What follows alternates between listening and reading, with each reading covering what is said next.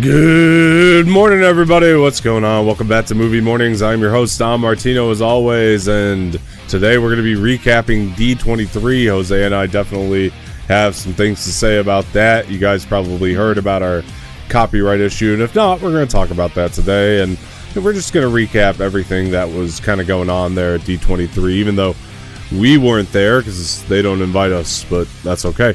Hey, before we get started, though, please hit the like button below, subscribe to the channel, leave some feedback in the comment section, share this with your friends, hit the bell for notifications. And sitting with me today, you guys already heard me say his name, it's Mr. Jose Espinel. What's going on, Jose? Hey, what's up, man? I'm doing good. I'm just glad to be here. As I told Dom off camera, I just landed an editing job for Phase Atlanta. If any of you guys out there know who that is, you'll know how big of a deal this is. I mean, they're one of the biggest gaming esports companies out there right now, so yeah, that's man, pretty exciting. That's awesome. I'm super happy you got that, and we're very stoked for you over here. So that's definitely cool for you, man. I mean, that's a big opportunity, especially going into something that you really want to do, or at least closer to the industry that you want to be a part of. Right, it's a big deal, and man, I couldn't be happier for you at this point. And so I'm really glad that you got that opportunity, honestly, man. And yeah, I mean, look, making friends, that's what this does, making connections, networking, it helps put your foot forward and do, get into something that you want to do with your life, know. And I think the other part of it too is just persistence, continuing to try it. And I think a lot of people try once and fail and give up. And I don't know. You miss 100% of the shots you do not take. Exactly. And I don't know the exact number of times you've tried for jobs like this. I know you've tried in the past, but you kept going. You kept trying, and of course. you took it upon yourself to go to school for the industry that you want to be a part of. I mean, there's a lot of things that you've done to help yourself, and you've taken those shots. Like you said, you miss 100% of the shots that you don't take. And this, being a part of this channel has definitely helped me in learning how to do, all these kinds of other stuff that I'm also learning in college. So that's why I'm eternally grateful to be a part of this channel as well, because you've honestly also taught me, in terms of the editing stuff. I know we've sat down in Zoom calls before, and you've shown me how to like edit and stuff. So for that, I'm also grateful, because it's landed me this job, Well, yeah, and I think as well as I do. I mean, when I started the channel, my thing was to bring up people who were passionate about creating content. You're bringing people that were passionate about creating content, and it wasn't so much to me about the skill level that you had. It was more about, are you willing to learn? Are you willing to try to learn and listen and things like that? And that's with everybody I've ever brought into this channel. People who wanted to make content and honestly wanted to do that in a community. And this is what we built here as a community. Between you, me, and Dave, and Sammy, who still jumps on the channel from time to time. I mean, we have a community here, and other people that I interact with about the channel, and it's all about the community, man. Our subscribers, I mean, whoever's listening or watching, you guys are a part of that community too, in your own way. And for me, and look what persistence is what got you here. I'm modest about this, maybe, or maybe you think I'm being modest, but I'm not. This is a small channel, but I still have a certain standard. Like I said, just people who are passionate enough to learn are the types of people that I'm looking for. And you were persistent. You kept on me about joining this, and here you are, and here we are, right? And it took persistence to get you here. I'll still never forget. I mean, this all literally started from Stereo. I commented, I left a message on one of your WandaVision podcasts with Sammy, and you really liked my comment, and we started talking more, and I was always coming on as guests every now and then. I still remember the first video I was ever on this channel. It was about E3 and like Battlefront and all this other stuff, and eventually look at me now. I'm a regular in this channel. I've learned a lot from Dom, and I just love doing this. I mean, I really have. Like, you've, like, again, I said, like, with the editing, you've sent me Zoom calls and taught me how to edit videos and do all this other stuff. So for that, I'm grateful, of course. Yeah, and I mean, how many conversations have we had just about film in general and things like that, and just so many. I think actually just I mean, I know you say you learned from me, but like I think we learned some stuff from each other, because honestly, for me, a lot of what's helped me is listening to you. I probably never told you this, because I did help you with your lighting. That was one thing that you helped me with, because you know, I know when I'm looking at a well lit shot, but I can't like actually like adjust the lighting myself.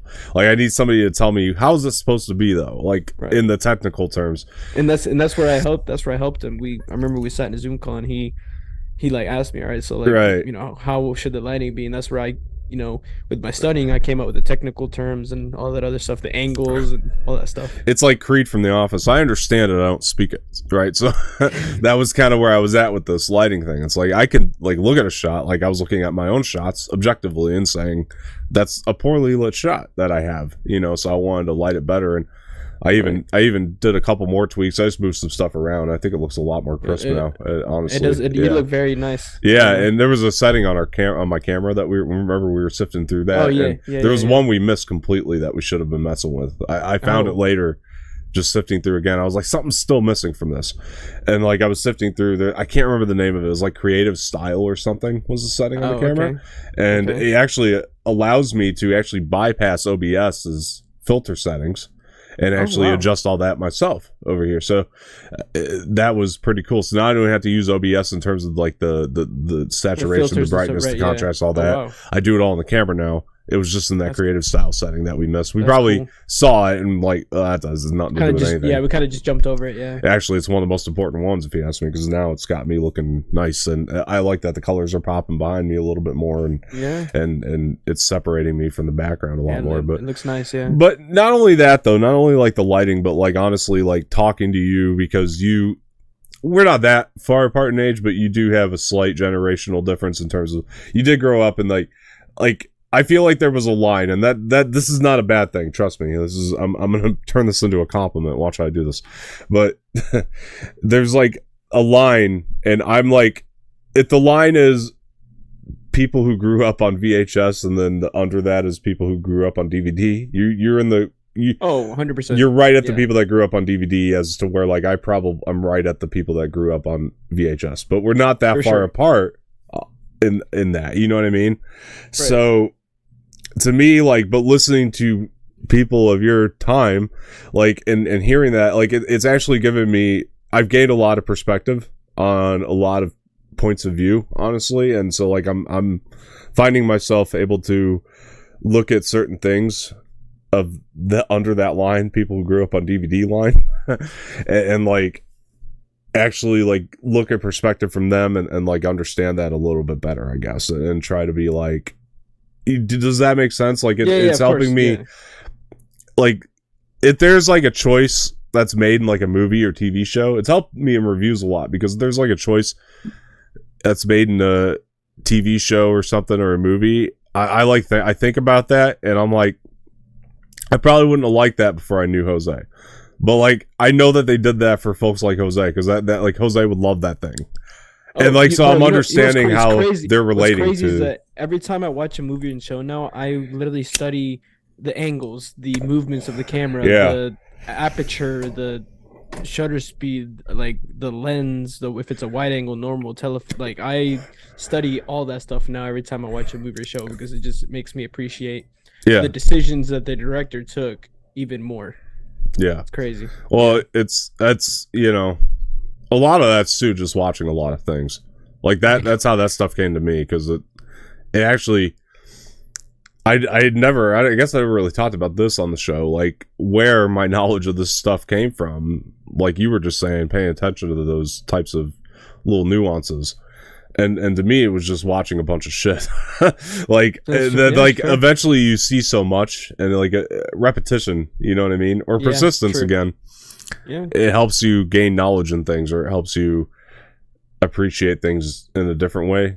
Like, eventually it was like, it got to the point too where, the other thing about like a lot of where my taste comes from too is like, I I'm a 90s baby, right? So Right. a lot of the things that I grew up on, a lot of dumb comedies, right? And by the way, the comedy genre is still one of my favorite genres to date because we're getting so few great ones, and I love that. I love that it's true. The bar's been raised for comedy. Yeah. And like, if we just look at comedy by itself as a genre, that describes how my taste came to be in movies and stuff, is because I grew up with a lot of those really dumb, bad comedies.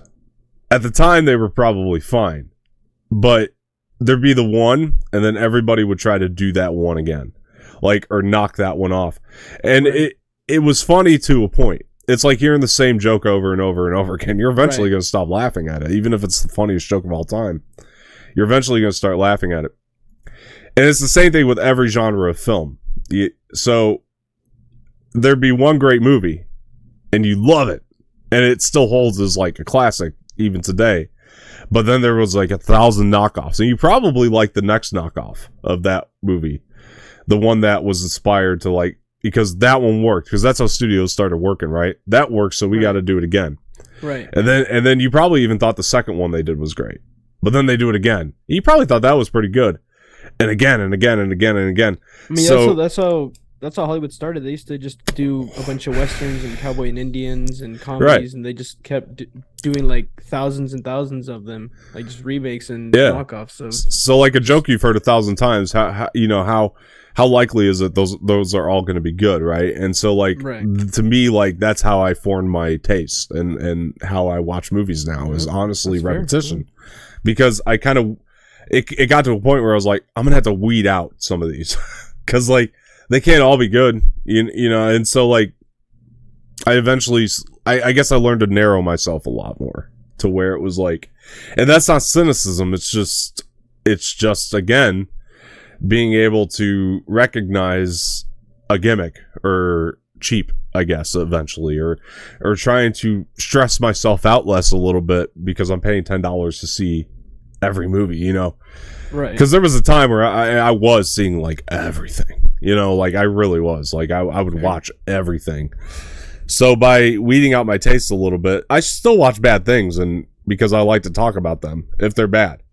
But I don't go to a movie because I intentionally think it's going to be bad anymore. This is the difference. I don't watch a movie. I don't waste my time if I think that it's going to be bad.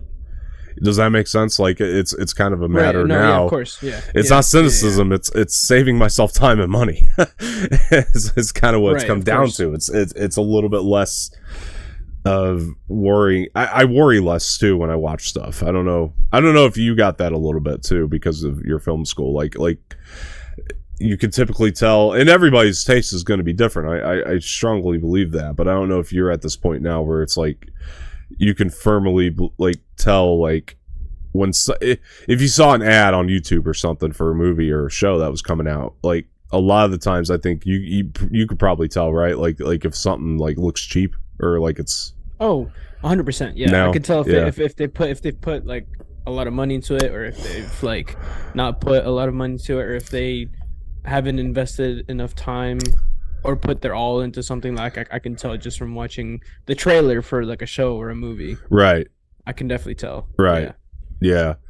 And again, I think a lot of too what formed my taste is independent film, because then I just started watching some indie movies and I started realizing like, oh, it's not repetition of the same thing again. You know, like a lot of independent movies you're going to get original ideas. It's not, a lot of times they're bad too. Like there's a lot of independent movies I've seen that are terrible, but smaller movies like that, like actually, like I like that those are kind of the gateway to the filmmakers who are going to be working in the studio system, right? Like they.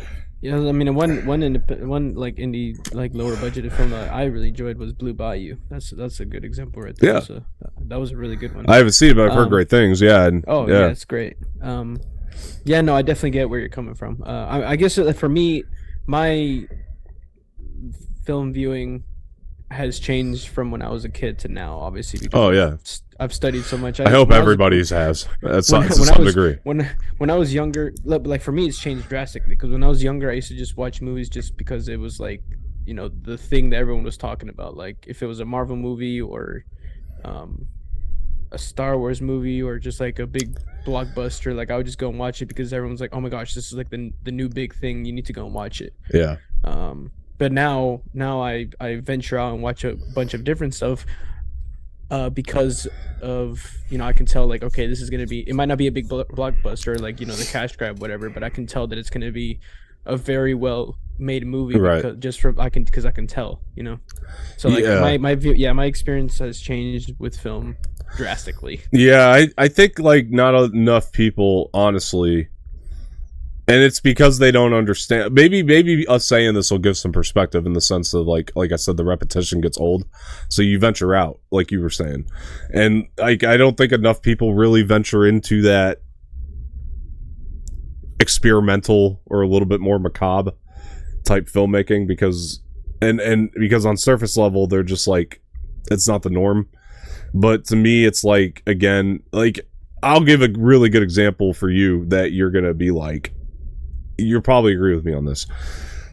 So like, it's a very experimental macabre film, but like The Tragedy of Macbeth, right? Which I know you weren't particularly a fan of when we watched it together, but you were probably happy that you did at the same time, because it was kind of like this, there's still enough value in the filmmaking process of it itself that you kind of you take something away from it, I guess. I could appreciate the the amount of time and effort and stuff that they put into the movie for sure. And the whole black and white too, the fact that they went that way, I could definitely appreciate like aspects and stuff of the movie for sure. Yeah.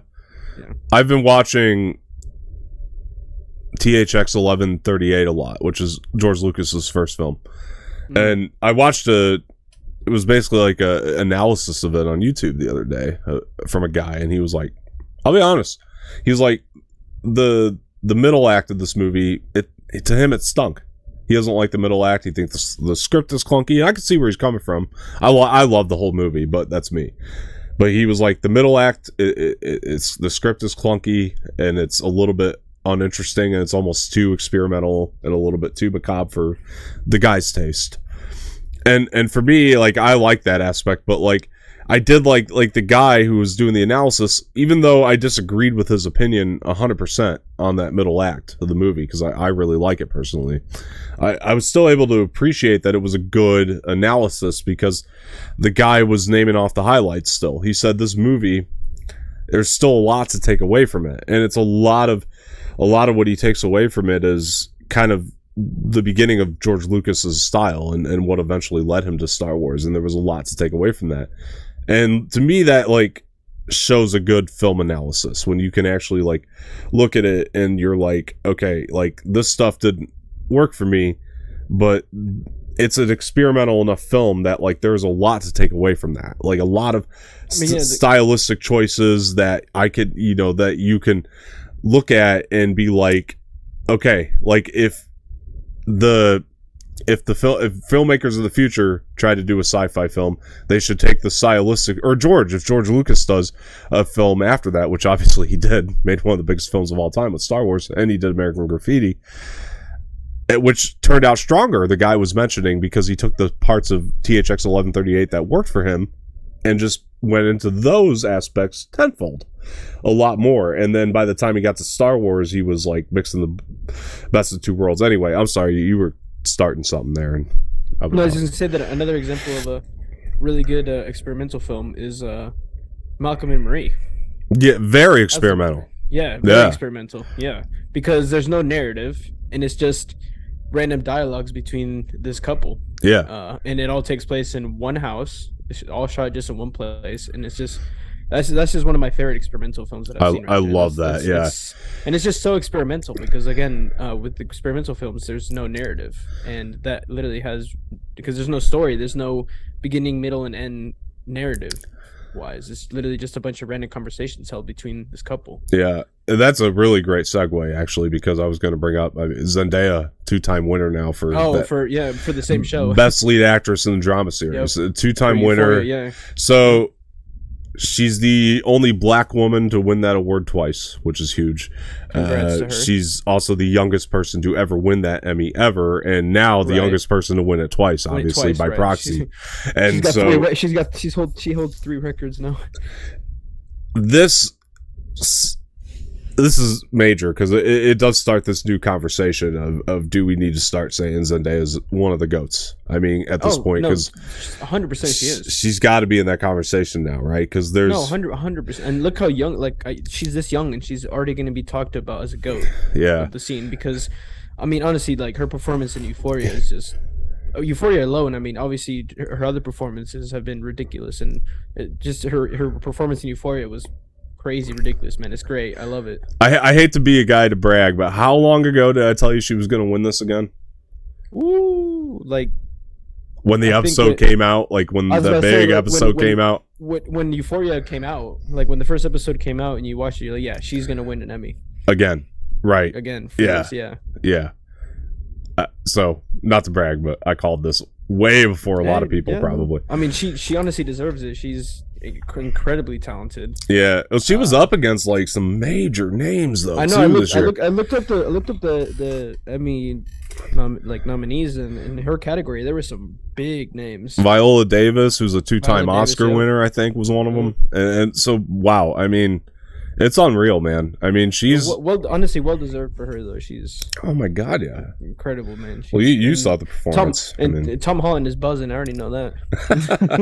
There's a lot of speculation that they broke up, but I don't know. Well, they're probably out there celebrating right now. They asked her. I hope so, because I like them as a couple. But they asked her. She didn't mention him in the speech, so they asked her after about it in the interview. She said that. Because she mentioned her loved one, she said, "Well, he's part of that," but I don't know. Well, you know. He's part of that. I think they're still together. I have hope for them. I have hope for them. Yeah. Well, I guess speaking of films, I was gonna mention something. I actually found out that this Samsung phone I have, I guess any Samsung phone really that's new. The amount of settings that there are for the camera is crazy. I can actually like adjust ISO, aperture, white balance, and all this other stuff on this phone. I can use it like as a pro camera. Oh wow! So why don't you use that for your webcam for when you do this? Where am I supposed to? How am I supposed to put my phone up there? Oh, I don't know. Get a stand.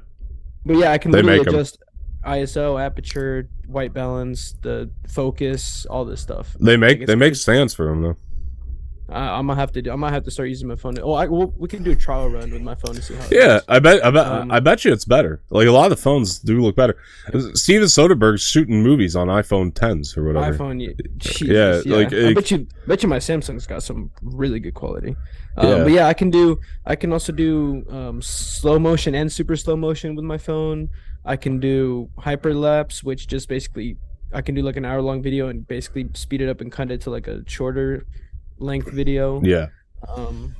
There's just all different kinds of settings on the camera for the Samsung. It's ridiculous. The phones are getting super advanced with the cameras. Honestly, if you got a phone, I mean, if you're trying to do something like this, like YouTube, like this is advice for people, and you have a phone that has a really good camera, you might want to just go with that. Like I was gonna say, if you have a Samsung. For anyone watching, you have a Samsung, use that as a webcam. Yeah. You just go to the more section on your camera, go to the Pro, and you can literally adjust like almost everything that you can adjust on an actual like camera that people use to film movies with. So even we're gonna do a trial run now. I know that because I was about to say because that's crazy. The fact that I found that out literally in my Production 1 class. I found out that I can, because I knew about the Pro settings and all that stuff, but I never like messed around with it. Yeah. Until my Production 1 teacher said, "Oh, if you have a Samsung, I know on the Samsung phones you can adjust ISO, aperture, and all this other stuff." And I found it, and I started messing around with it. And dude, it's honestly the quality is ridiculous, honestly. Oh yeah, we'll take a look at it. I know they definitely make an app. I'm pretty sure you could just hook it up as a webcam and use it. Okay. So we'll definitely have to look into that then. Yeah, it's an idea because honestly that'd be cool because you're wanting to upgrade. So I mean, because then I won't have to buy that webcam. Yeah. That face cam saves you money. Exactly. Yeah, you just need a stand of some sort. That's all you would need. Yeah, I'll have to go on Amazon and find a cheap stand that I can use for the phone. They make them. Yeah, they make them. They make like phone tripods and stuff. Like definitely, because I would need one. I'd need one tall enough to stand at eye level. I bet we'd actually be really surprised if we like went behind the scenes and figured out like how many YouTubers that look great actually are using phones. Like, I bet we'd be honestly, shocked at the number. We could probably find a lot of people who do that. It'd probably be more than we think, honestly. And I bet you most of them are gonna be Samsung users for sure because of that pro video setting on the camera where you can adjust ISO and aperture and all this other stuff. They're probably mostly going to be Samsung users. Yeah, I mean, if I had a nicer phone, I'm not gonna say I would. I have a nicer camera than I do a phone, but right. I don't know. Like at the same time, like eventually, I think the goal is to obviously get a DSLR. But like, I mean, yeah, obviously in the future when I start making a lot more money, obviously the end goal is to get an actual camera. But if I can use this phone over this webcam, it's probably a great alternative. Yeah, honestly, yeah. The only thing you would have to, well, no, you have your mic set up to your computer, so never mind. So yeah, so it's fine. Yeah, if you as long as your phone's linked to the same computer, yeah, it should, or the PC, it should work. I was gonna say I literally just plug it into the PC. I mean, I have it plugged into my PC right now. I gotta tell you, speaking of charging it, PC is like one of the new greatest joys of my life because we always gotta talk Star Wars on the show a little bit. I feel like, but so the game, you might remember it. It's Jedi Academy. Do you remember that game? The Jedi Knight, Jedi Academy? Course. Okay. Yeah, of course. Yeah, of course. So I got it on the PC. Well, I've had it on the PC forever. It's a really fun game. Especially, I love pumping up the graphics on it and with the PC and just making it look pretty because it's the new and improved version to me. But there's a mod. I just found out about this, and folks, listen up if you have this on your PC. It's called Galactic Legacy. Is the mod that somebody made, and I downloaded it. It's incredible, dude. It's awesome. I mean, you could pretty much play on any Star Wars map with any Star Wars character. Set up your own like custom games with it. It also has. I'm gonna have to show you a video of this at some point. Like after the show, remind me. I gotta show you the video of somebody playing it. I got it myself because it's too much damn fun. It's literally almost any Star Wars map you can think of, any Star Wars character you can think of. And I mean, it has Thrawn in it. I mean, you can play as Grand Admiral Thrawn. Yeah, it's pretty cool. Oh, dude, that's sick. And Ahsoka. I mean, anybody. And it's fun, man. I mean, there's a couple little bugs in it, but for the most part, it runs really well. It runs really well. That's good. That's good. Sometimes it's just every so often it's buggy, but I think Jedi Academy is like $5, so it's worth downloading just to get that mod right now. Because honestly, I might have to just cop that just for the mod. Honestly, well, when you do, call me because I'm going to tell you how to get the mod. And I think there's a multiplayer where we can play together, if I'm not mistaken. I'll let you know. I'll let you know. I think there is. It'd be awesome. We go ham on that. Let me know because let me know if there's multiplayer. I'll literally buy it and get that mod. And if you want to use I know you're a keyboard and mouse guy now. I was to say, if you want to use a controller, I did make a controller configuration for it that works really well. I'm so like used to keyboard and mouse now. That's fine. Games. That's fine. Yeah. I still like controller with games like that. I definitely like the controller, and so is it FPS or is it third person? It's third person. Well, okay. Third person and FPS. So if you're using a gun, it's FPS. But if it's a lightsaber, it's third person. Third person. Okay. Yeah. Or staff, because if you use Rey, you could also use her just her staff if you want. Like you can customize the lightsabers. So you could use any character and customize their lightsaber however you want it. Bro, I could have a brown lightsaber. They might have that color. I'm not gonna lie to you. They have like so many colors that you can choose from. That's crazy, bro. A rainbow lightsaber. Yeah. Oh, dude! I mean, I was walking around with Mando with the darksaber the other day on it. It's awesome. Yeah, bro. Imagine fighting as Grogu. Grogu's not in the game. That's the one. He might be. You know, he might be. I might just be having a hard time finding him. Imagine he's a little Grogu with his. He's probably in the game. He's probably in there. He could probably his little green lightsaber just jumping around. Yeah, like you could give any character a lightsaber. You can like honestly. Imagine an Ewok with a lightsaber. You could probably give an Ewok a lightsaber in this mod. I'm not gonna lie to you. Like, oh my god, a Jawa fighting with a lightsaber would be fun. You can give R2-D2 a lightsaber. I'm pretty sure. That would be crazy. Pretty positive. Mention C3PO with a lightsaber. I gotta try that now that you mentioned it. I gotta try it. That sounds awesome. Now that sounds like a challenge. But I've set up so many things. Like I set up. I recreated the. So you can basically set up your custom games and save them too, and then you can go back and replay them later. So I set up the Rey, Kylo Ren, the Starkiller base duel at the end of Force Awakens. So I set that up. Ooh, that's bro, fun. I did they have Snoke's throne room in there. I did that, dude. I need to add the guards. So the way I did it now, I'm gonna do a different one with the actual Praetorian guards in there.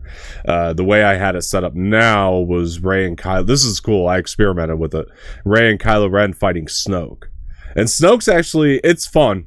I beat Snoke with Rey and Kylo, but it's cool because Snoke actually like lightnings you, like he shoots lightning at you, so it's wild.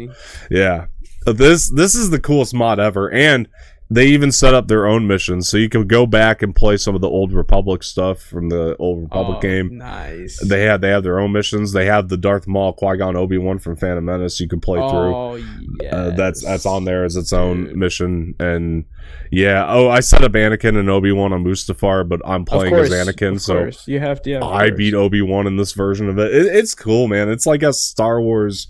What is it? Is this on Steam?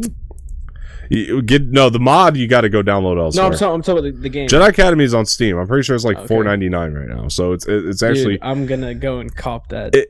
Even if it's $20, I don't think it is. I think it's a lot cheaper than $20. But even if it is $20, it's just worth it to get this mod, because when you get this mod, man, it changes this whole game around. I mean, I play with nothing but this mod now. I mean, because you can actually get back to the Jedi Academy campaign if you want. It's through the mod. It's Star Wars Jedi Knight Jedi Academy, right? Mm-hmm.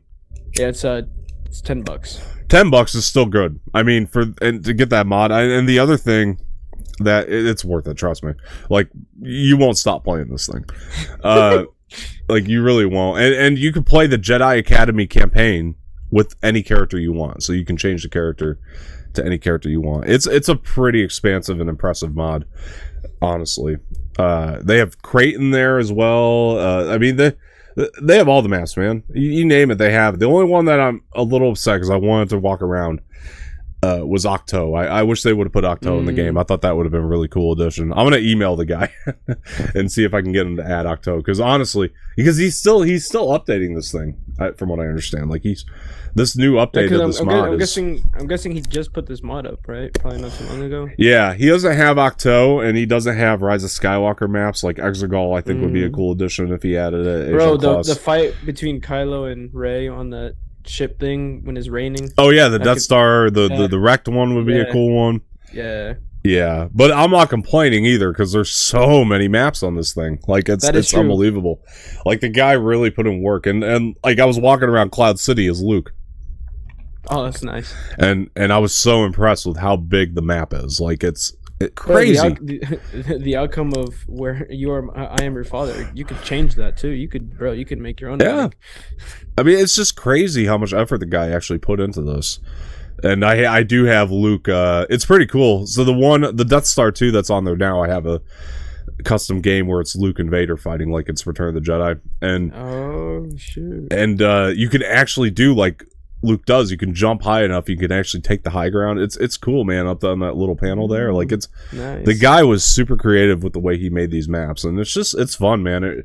It's I don't know, it's playing Jedi Academy in the way I never thought I would, and it's just been super fun. But all right, I've been on this rant long enough. But speaking of Star Wars, we gotta talk about D23, because yep. All right, so we'll set aside our little rant for a second.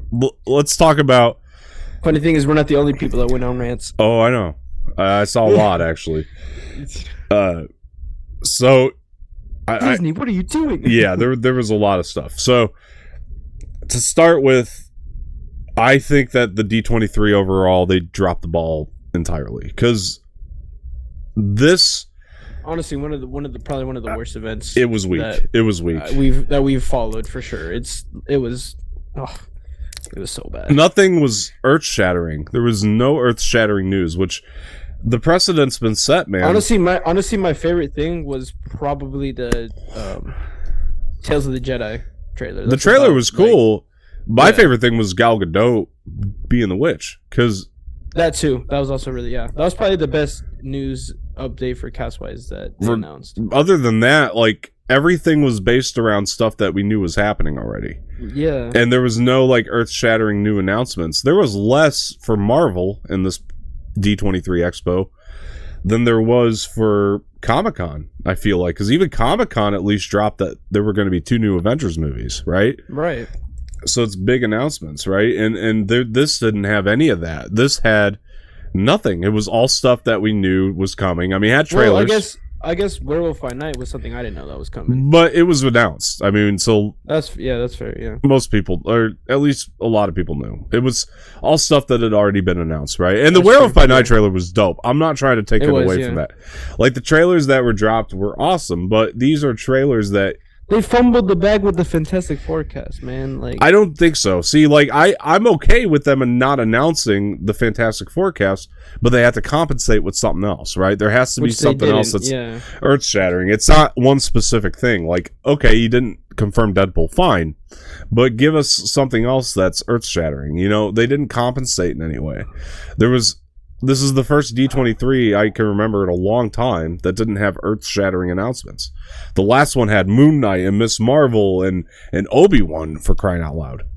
So this one didn't have any earth-shattering announcements like that, and to me that was a real disappointment. And I don't want to, keep pointing the finger over here, but there's a cranky old man named Bob Paycheck that runs the company this time around. That's a big difference, and I can only imagine that has something to do with it.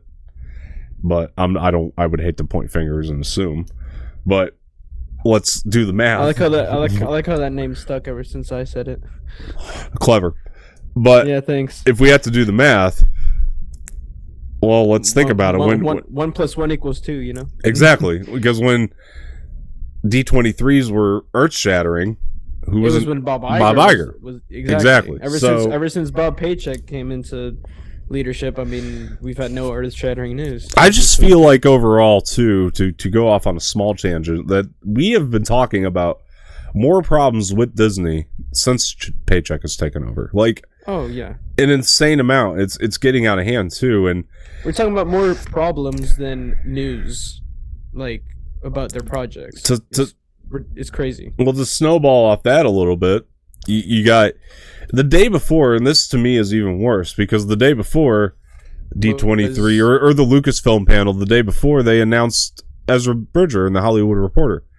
Well, why don't you have that set up for D23? Like, why isn't that a confirmation? I was gonna say, why isn't the guy who's gonna play him announced at D23? Like, yeah, and press getting ahead of these events, that's nothing new. Like, there's usually a lot of reports coming out prior to D23, like the Ezra Bridger situation, which, by the way, they nailed, if I may say. Like, this guy that they cast, looks exactly looks like him, sounds the way I would want him to. I mean, they nailed that casting.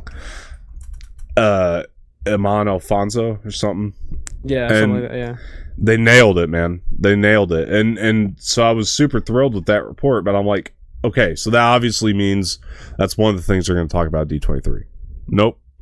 No mention. I was going to say, they did better announcing, I guess they did better in the earth-shattering news, I put it in quotation marks. They did it better for Disney than they did for Marvel and the Star Wars.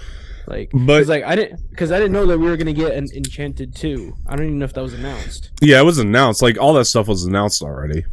I guess the only thing was Gal Gadot being the evil queen. That might have already been an announcement too. I just don't remember. True, it. Actually. Like, it might have been.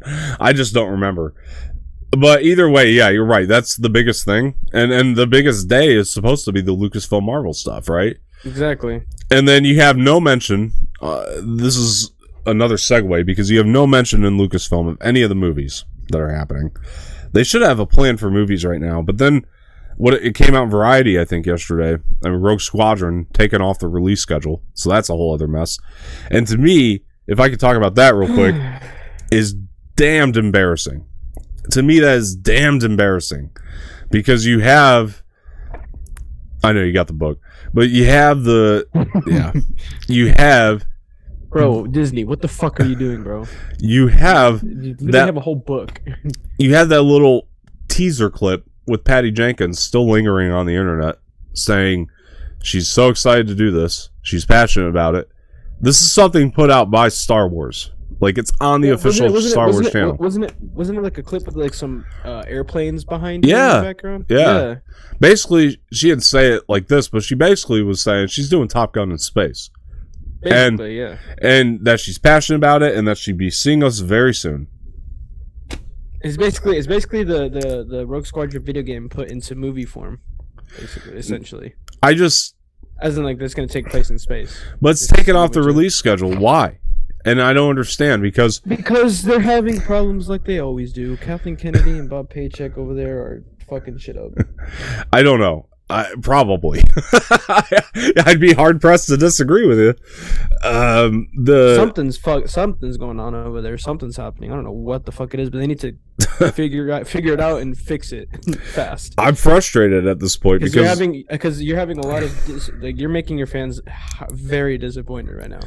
It's there's too much confusion in the air, man, with the Lucasfilm side of it, because now, luckily, the reviews are out for Andor, and they are astonishingly good. I haven't seen any of them. Yeah, they are astonishingly good. Well, I mean, we get that shit. We get 3 episodes in 5 days. Yeah, well, the people that are reviewing have gotten 4 episodes, so take that. Oh, wow. How you will. And they're saying that this is the best Star Wars yet, the Disney stuff. So, from what I understand, and so that's awesome. That's a win, if that's true, and we'll see. And by the way, I have inquired for us to get the 4 episodes, and we'll see how that goes. Oh, really? Nice. Yeah, I've inquired about it. We'll see how that goes. I'm hoping so. Hey, bro, if you do, then we'll watch them together. Absolutely. Hopefully we can get it out a little early. But yeah, you still have...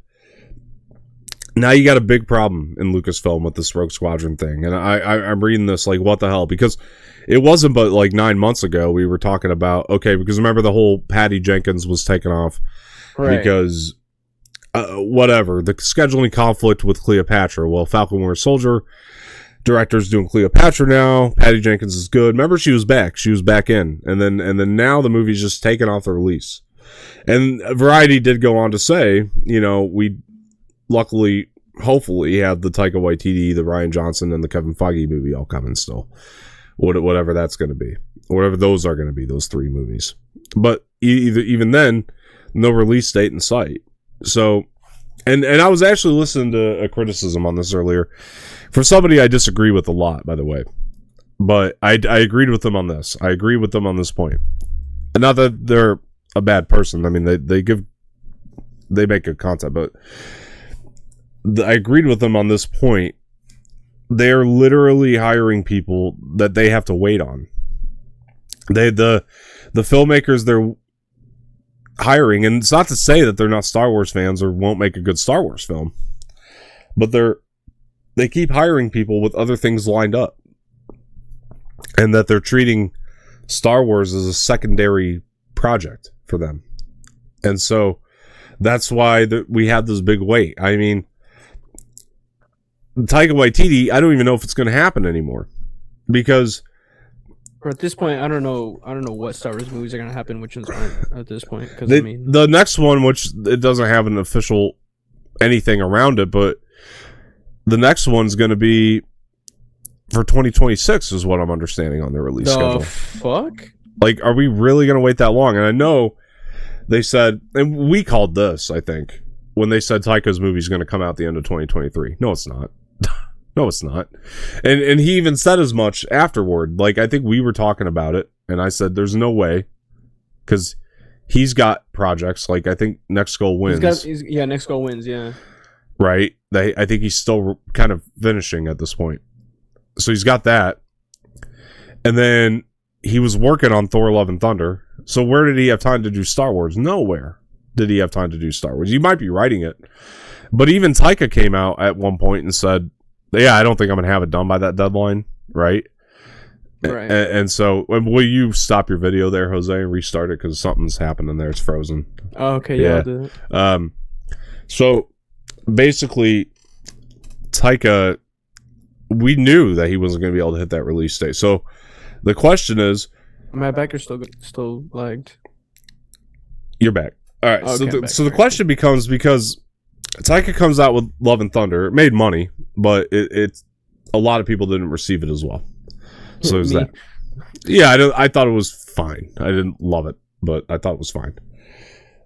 But I didn't love it at all. But that movie comes out, right? And it's received fine.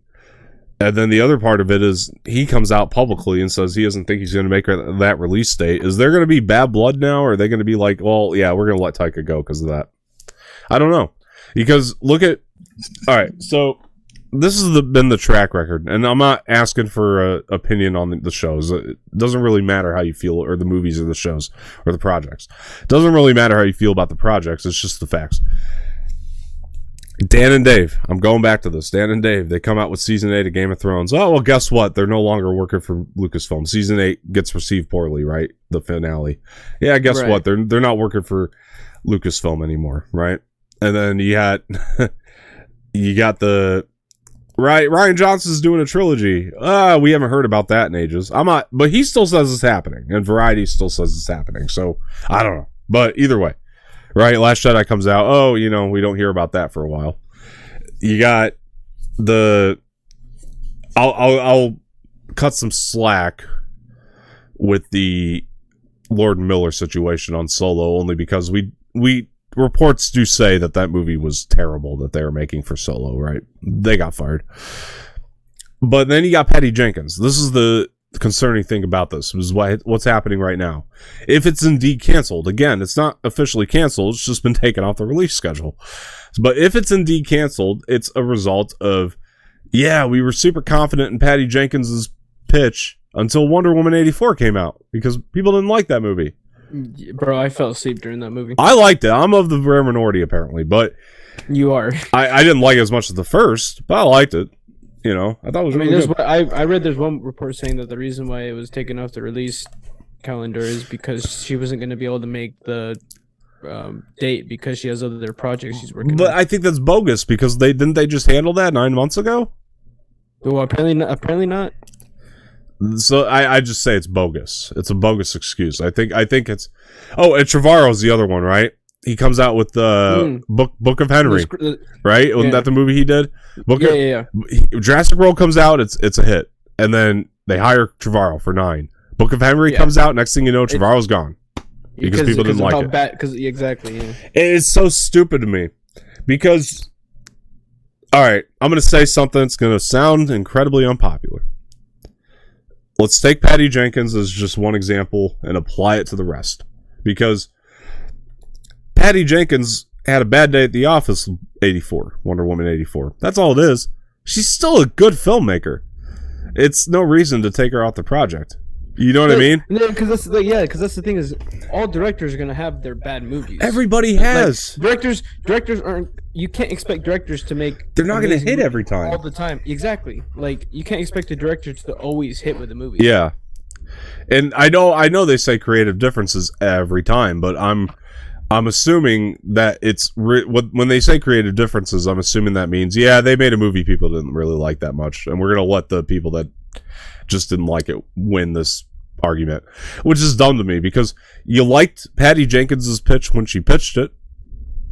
The pitch doesn't change. What she pitched you when she came into the meeting doesn't change.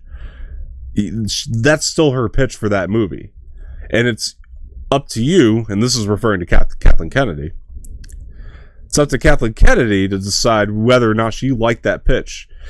And to me, if she liked the pitch and then doesn't stand behind it, is actually, to me, it's a bad move, man. It doesn't look good. It actually makes her look worse. It makes Kathleen Kennedy look worse if she doesn't stand behind what she initially said she believed in. You know what I mean? Yeah. And I'm not saying that's the case. It's just really funny how Dan and Dave, Season 8 Game of Thrones. Actually, people don't like it. I was going to say, actually, the movie that came out before he was going to do Rise of Skywalker was actually the second Jurassic World, which people also hate. He didn't do it, though. That was J.A. Bayona. I forgot, yeah, he didn't do that so he could work on Star Wars. He skipped that one so he could work on Star Wars, yeah. Yeah. That was J.A. Bayona. Yeah. Book of Henry did not get received well at all. Which, by the way, J.A. Bayona is a good director, too. I would love to see him do more stuff. I just didn't like Fallen Kingdom. It doesn't mean I don't think his next thing's going to be bad. Anyway, that's the point I'm trying to make, is like, just because a director I like makes something that I didn't like, it doesn't mean that this next thing's going to be bad. You fall, you get back up, you try again. You know, you do it better. You learn from mistakes. People have bad days at the office. It just happens. For the most part, I guess people are trying to venture out and do something different to the norm, genre of their movie. Yeah, and then when they do that and it gets received bad, people see that and they're like, oh no, yeah, he's not a good director because he made this one crap movie. Apparently Kathleen Kennedy sees it that way. I don't know about everybody, but Kathleen Kennedy does. Have you seen the ratings for these movies that these directors make that get received horribly? Oh no. I'm saying, like, I understand people feel that their movies aren't good. What I'm saying is I think Kathleen Kennedy thinks that equates to that the next project is not going to be. Which is bullshit. I think, because that just seems to be how it is. And to me, it's a little dirty. To me, that's playing people a little dirty. And I understand it's a business that she's running. But you are the one that approved the pitch. You are the one that approved that director based on something they did previously. And so you have to stand by that. And you're wondering why Dave and I don't want Kathleen Kennedy there anymore. Oh, I never blamed you for that. All I've ever said is that you look at her track record, it's good financially right now. She's gonna be safe. That's all I'm saying. That's all she's ever gonna be, is good financially, because that's all those corrupt motherfuckers at Disney like, is just the green. Yeah. Well, the only thing I disagree with you guys on is, in terms of that though, is the fact that you put Star Wars on a movie, it's going to make $1 billion. That's not true. Batman v Superman would have made $1 billion in its sleep, with that logic, and it fucking tanked, man. So, yeah, I mean, there was a movie called Batman v Superman that tanked. Let's keep that in mind. Disney just holds a different power over most companies, if I'm being honest. Batman v Superman. The movie is called Batman v Superman. If you're using the logic of the name Star Wars, it's going to make it that money. Like, I don't know. How much did the prequels make? Look that up real quick. Oh, obviously nowhere near as much as the ones now. But that's what I'm saying. So, but that's supposed to be. Those are different times. But it doesn't matter. It's like, it's the argument of the name Star Wars is always going to hit the $1 billion. That's a dumb argument. It made because I mean the budget for that was next to nothing. It made the first one, Episode 4, which was the first Star Wars movie that came out, made $775. I'm not talking about those movies. I'm talking about the prequels. Oh, 1, 2, and 3. Because the original trilogy, I would give a pass because Star Wars was new at the time. Oh my God, was that really the box office or the budget for Phantom Menace? Yeah, no, how much the box did it make? No, the box office for Phantom Menace was 1.027 billion. So it did hit the $1 billion. Okay. Yeah, right. The second one, that was the budget. I'm guessing it probably. I don't know how much this one made. It's fine. 653 million. And then the third one made 868 million. So basically, pretty close to $1 billion.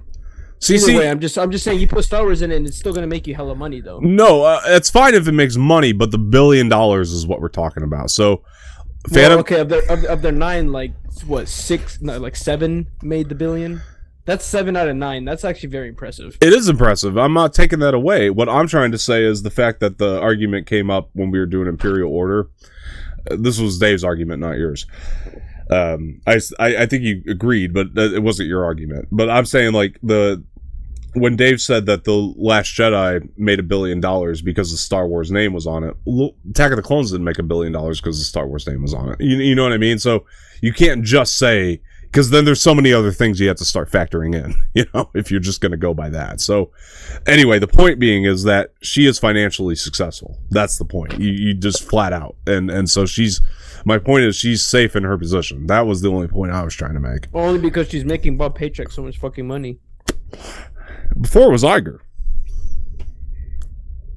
Yeah, but he actually understood the business. And he actually understood.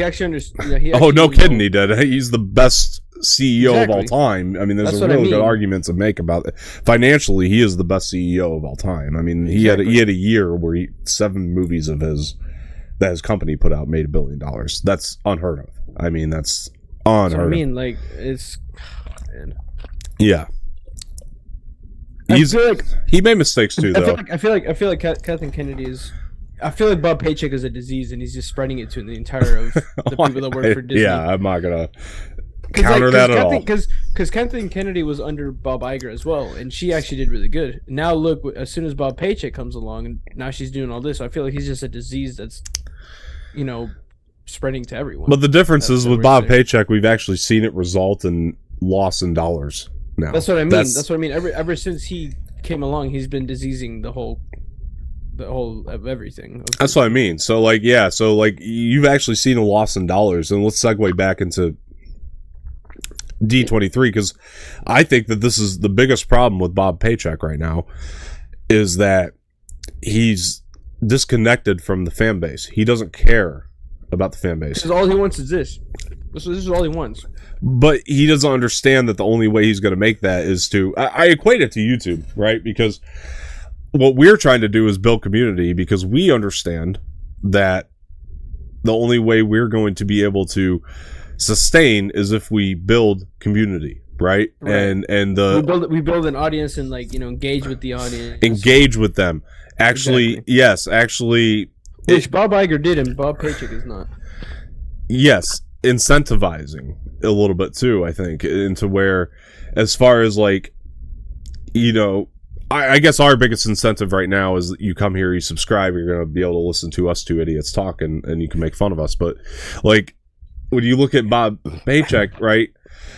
Bob Iger had an understanding of, and yeah, sure, Last Jedi got released under Bob Iger, and then for other people who don't like this one, Rise of Skywalker got released under Iger, and that's history. But and Bob Iger made mistakes too. He was the idiot that requested Solo be put in May, and he put that in his book very plainly. He should not have done that. He kind of looked back at that and was like, yeah, it was a mistake. Yeah, but at least he acknowledges them. But he does acknowledge that, and he understands that. Where Bob Paycheck has not. Right, but Bob Iger at least understood. I feel like when things were happening in Disney, right, when Bob Iger was in charge, we were updated on why. Even if it was a bullshit statement like creative differences, we understood something. There was an update. Like, we were updated about things. And you look at D23, there was no real updates. There was no earth-shattering news. Lucasfilm alone, we had no updates on the movies. We had no updates on anything new.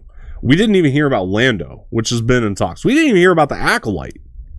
Where's the Acolyte? Which all we have is one actor. Well, we have like 2 or 3, but still. My point is that all was kind of coming out leading up to D23. Why aren't you talking about it at D23?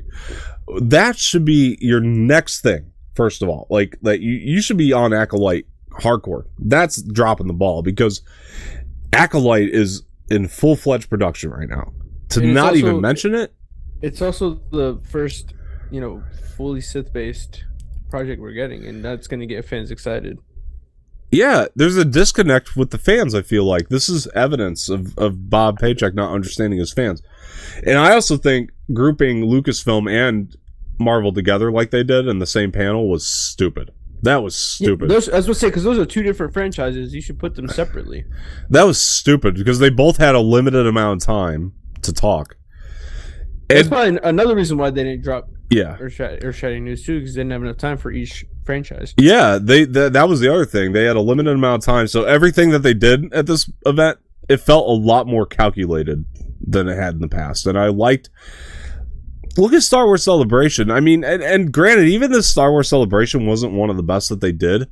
But it's definitely better than this. But they formatted a lot better. Like, they've still stuck with the formula of what Celebration is. I actually did have a lot of fun with Celebration. Yeah, me too. Me too. Even though, like... I had more fun than this. Even though they stopped airing the panels, which I think is stupid. Yeah. That was a dumb move. Yeah, we went on a spiel about that. Yeah, that was... In the after show video. That was a dumb move to stop airing the panels to the public, because, again, it's all information we're going to read in the trades anyway, so why not air the panels, right?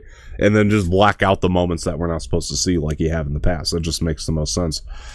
But it was still, like, the stuff we were getting at Celebration, it was awesome, man. Like, I thought, like, the way it was formatted, and, like, we could actually follow the tweets, and there was, like, something every 5 seconds, and that made us go, oh, wow, ooh, wow, ooh, wow, This expo, where they beg people to stop what they're doing and pay attention to, or, better yet, come pay the money to get into the expo, you do nothing with it. Like, you give there was some new things. I'm not gonna lie. Like, we found out more about the Thunderbolts, right? That was exciting.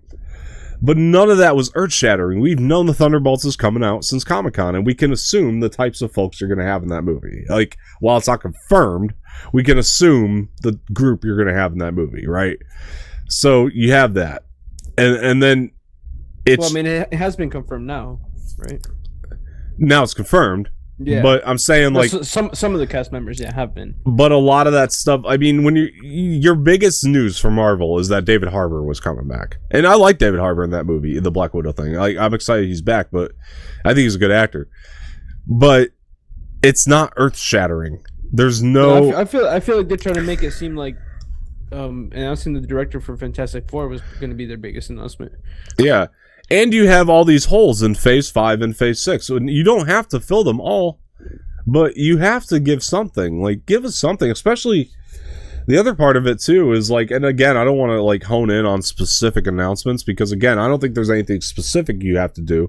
The only thing you have to do is just live up to the expectation of the precedent that you've already set with past events. That's the only thing you have to do. But on the poster...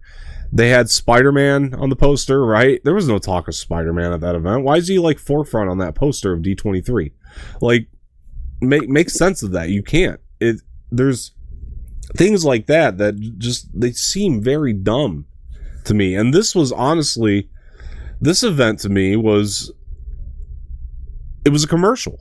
You know? It feels like a commercial. It's always been a commercial, don't get me wrong, but like this year really felt commercial. It felt calculated. It felt like it was calculated to be like, let's just update people on stuff they already know is coming, and nothing that like is really going to blow our minds. We had some great trailers. I don't want to take that away. There are some highlights here. I mean, there were some great trailers. I mean, Mando season 3, Tales of the Jedi, Secret Invasion. Yeah, but. Weren't these trailers that were leaked from Comic-Con? On Reddit, yeah. And I get why they put them out, don't get me wrong. But again, it goes into my point, again, of it's nothing new. It's nothing earth-shattering. We didn't get anything for Ahsoka, and the trailers for that have been leaked. I mean, come on now. Yeah, and I don't mind to get it, because it goes into that thing of honing in on specific project. But even when it came to like the news for Ahsoka, they talked about it for 5 seconds and moved on. Yeah. And you would think if you're going to do that, at least bring up like Acolyte. And I don't understand that either, because like I said, it goes back into Ezra Bridger, the guy's cast for Ahsoka, right? I guarantee they know who Thrawn is. They've been shooting 100%. Yeah, they've been shooting the show already. I bet you that they're pretty close to post-production by now. Thrawn should have been announced here. 100%. See, that would have been earth-shattering news right there. That should have been announced. There's no reason for it. That's not a thing, because Fantastic Four, you could at least make the argument that they're in negotiations with some of the actors still. You can't make that with Ahsoka. They've been shooting that for a long time. And it's not like we don't know Thrawn's going to be there. Who the hell's playing him? Just say it, you know? And that's the weird thing to me, is there's this real secretive thing going on at Disney right now. Something smells fishy. And I think it's paycheck. Like, I really do. Like, I think that 100%. He smells fishy to me. Because... he probably actually literally does smell like a fish, but well, look at the guy. But he really smells fishy. He probably rarely showers anyways. But he honestly is like, if he does showers, he showers in a tub full of money.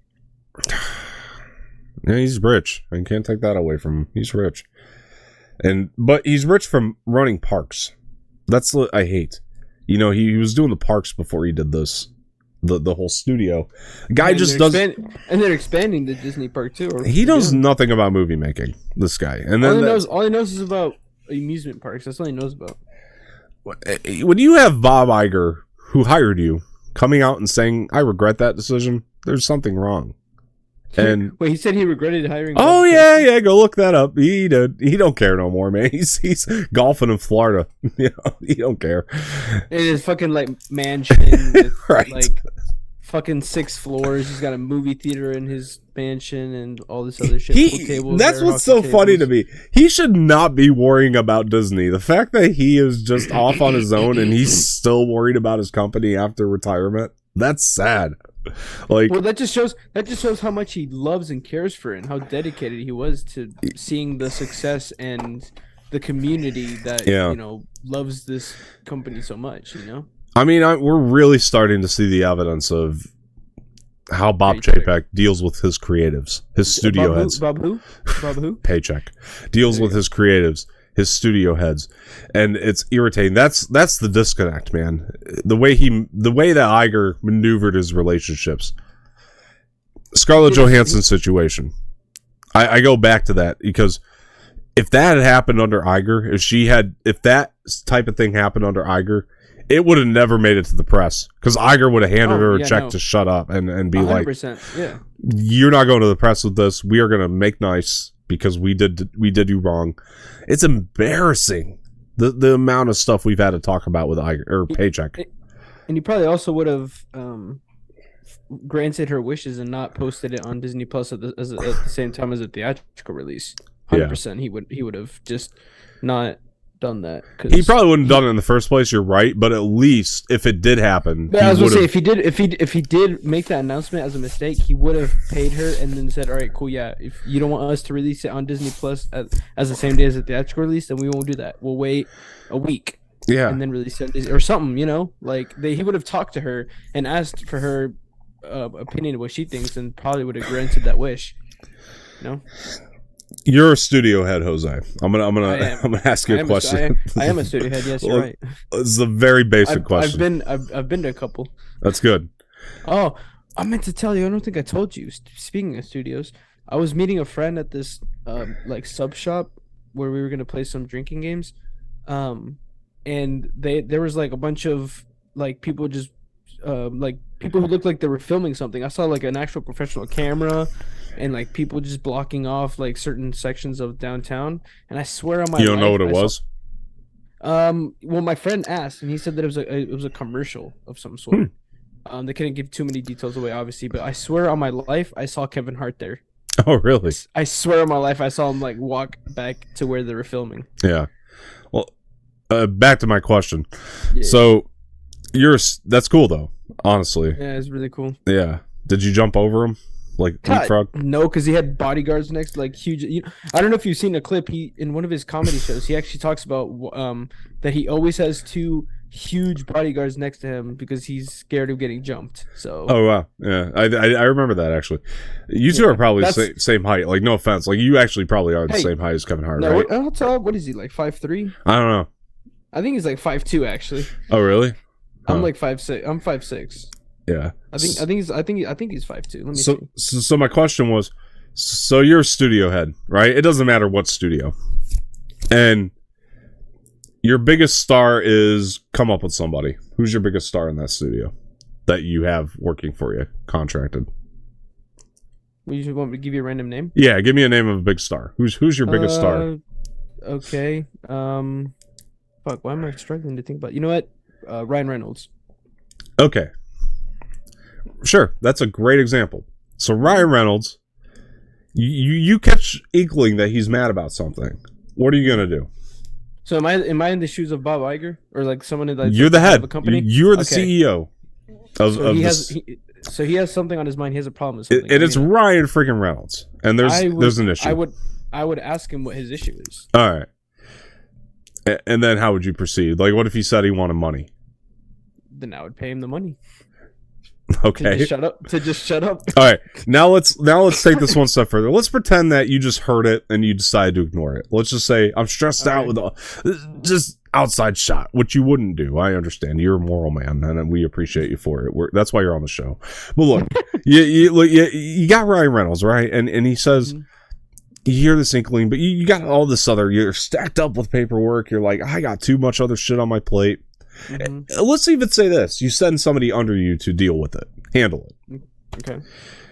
But they fail to handle it, right? You fire them, and let's pretend like you did. Hypothetically. I'm not that mean, but yeah, okay, let's just... let's pretend like you were like, okay, Okay. well, maybe the person fucked up enough at this point. You were like, okay, we have to let you go, unfortunately. Yeah, you know, that's fair. And he failed at the Ryan Reynolds thing. Like, let's pretend that's the case. And so, like, now, Okay. this problem's just not going away. All right? Ryan Reynolds is, like, still mad, and you're stressed out still with all your stuff, and you're like, I'm worried about talking to him. Right? And then, like, let's just say, for shits and giggles, right, that your new assistant that you just hired, because your old one failed you, he comes up to you and he's like, hey, I just spoke with Ryan's representation. He's playing nice. He's willing to talk to you about this issue. What do you do then? Okay. Well, I mean, I would go and talk to him about the issue. Yeah, don't even say the plan of action. Just take that little piece right there. You would go and you talk to him. Why? I would see, because I want to handle this issue and make sure that it doesn't go out to the public. That's not what Bob Paycheck does. No, he lets it go to the public. Bob Paycheck catches an inkling of Scarlett Johansson and says, and then he lets it go, right? Then the problem just doesn't go away. And then same thing, somebody comes to him and is like, Scarlett Johansson wants to work this out. She wants to talk with you and work this out. And Paycheck goes, no, she'll never go to the press. And then they go, Bob Paycheck, Scarlett Johansson's going to go to the press. And he's like, nah, she had nah. I'm assuming that's how he speaks. You know, that is literally on point. And then... He speaks like, what's it called, like Geralt of Rivia. I guess. But then Scarlett's just you know, he speaks his own language. No one understands him over there. But then you got and then Scarlett Johansson. Actually, let me ask you this, right?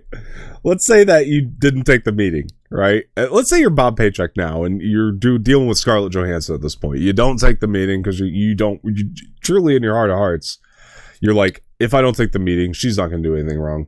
But then your guy comes to you and says, Mr. Paycheck, or in your case, Mr. Espinel, Scarlett Johansson's going to go to the press. What do you think she's going to do? Go to the press? No fucking shit. Yeah, like, what is going through? I honestly want to, like, I want to, and at the same time I don't want to, but I kind of just want to be in his mind, in his body for one day, just to see what the fuck goes through his mind, like. And then I just want to be a fly on the wall and see for a day what the fuck goes through this dude's mind. And the thing is like we've talked about so much how he's obsessed with money. We've named him after money now.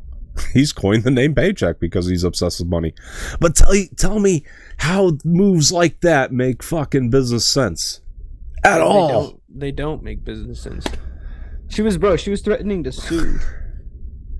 Well, this is what happens when you put bankers in your positions and not studio people or filmmaking people and people who understand how to create relationships. You know what? I'll be the CEO of Disney, bro. Get me up there. I'll be better than Paycheck, bro. Get me up there, bro. Would do Jose Espinel for 2024, bro. You do all right. I would say that you would do all right. I think I'd do better than Paycheck. That's for sure. You could talk to people. Paycheck can't talk to people. That's what I mean. I would do better than Paycheck. I guarantee even when they were settling, like, he didn't show up. I bet he was probably too embarrassed. He probably had somebody else show up for him. Well, because through his fucking pea-sized brain, he for some reason didn't think that Scarlett Johansson would actually go to the press, which is fucking dumb to think. I remember when all that was going on, they did some big Disney event. I can't remember which one it was. Like right after the Black Widow situation, they did some big Disney event, and Paycheck didn't show up. Like it was a premiere. Well, of course he didn't. It wasn't the Black Widow premiere, but it was a premiere of a movie that they were like a big premiere, and he wasn't there. And it's just like, wow, that's insanity. Anyway, D23, we had some highlights. I thought the Little Mermaid teaser was stellar. I thought that was a stellar teaser. Oh yeah. I watched the highlights because like Variety puts out the highlights of D23. When you see Rachel Zegler come out to talk about Snow White, oh my god, it's amazing, man. She's clearly passionate about playing Snow White, and I think she's gonna knock Snow White out of the park. And they haven't released a trailer or anything for that yet, right? No, but I'll tell you what, if Snow White turns out shitty, it's not going to be because of the cast. I'll tell you that right now, because they. Oh yeah, bro. I mean, you have Rachel Zegler as Snow White. You have Gal Gadot as the evil queen. I mean, come on now. That's like an ultimate duo right there. And when you listen to them talk about it, it's like, yeah, they love this. They can't wait. And for this. I was gonna say, you can tell that Gal Gadot was very, very excited about playing an evil queen because she's never done that before. And to play a role, to go out of your comfort zone and play a role that you've never done before, it's great. I can't wait, honestly. She's gonna be a sexy evil queen too. I already know, bro. And Disenchanted looks too. Well, I guess Disenchanted too. Yeah. So that looks good. It looks. It looks like she's going for an evil queen role in this movie. And I'll say this: like, I didn't see the first one.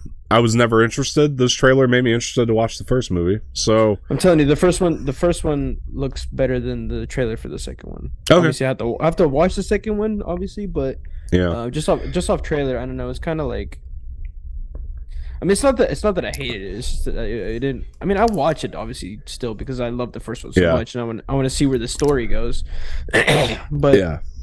It didn't blow my mind. Like, it didn't make me like, wow. Yeah, but you look at it too, like Hocus Pocus 2, which I can't wait for. A lot of the fans are excited, and that's awesome, man. I'm one of those. It got the fans excited, that trailer, and I'm not a Hocus Pocus guy, but when even just announced that they're gonna make a second one, I was like, oh yeah, because I just love the first one. So, like, my mom is such a big fan of Hocus Pocus. She's the one that got me into Hocus Pocus. Yeah.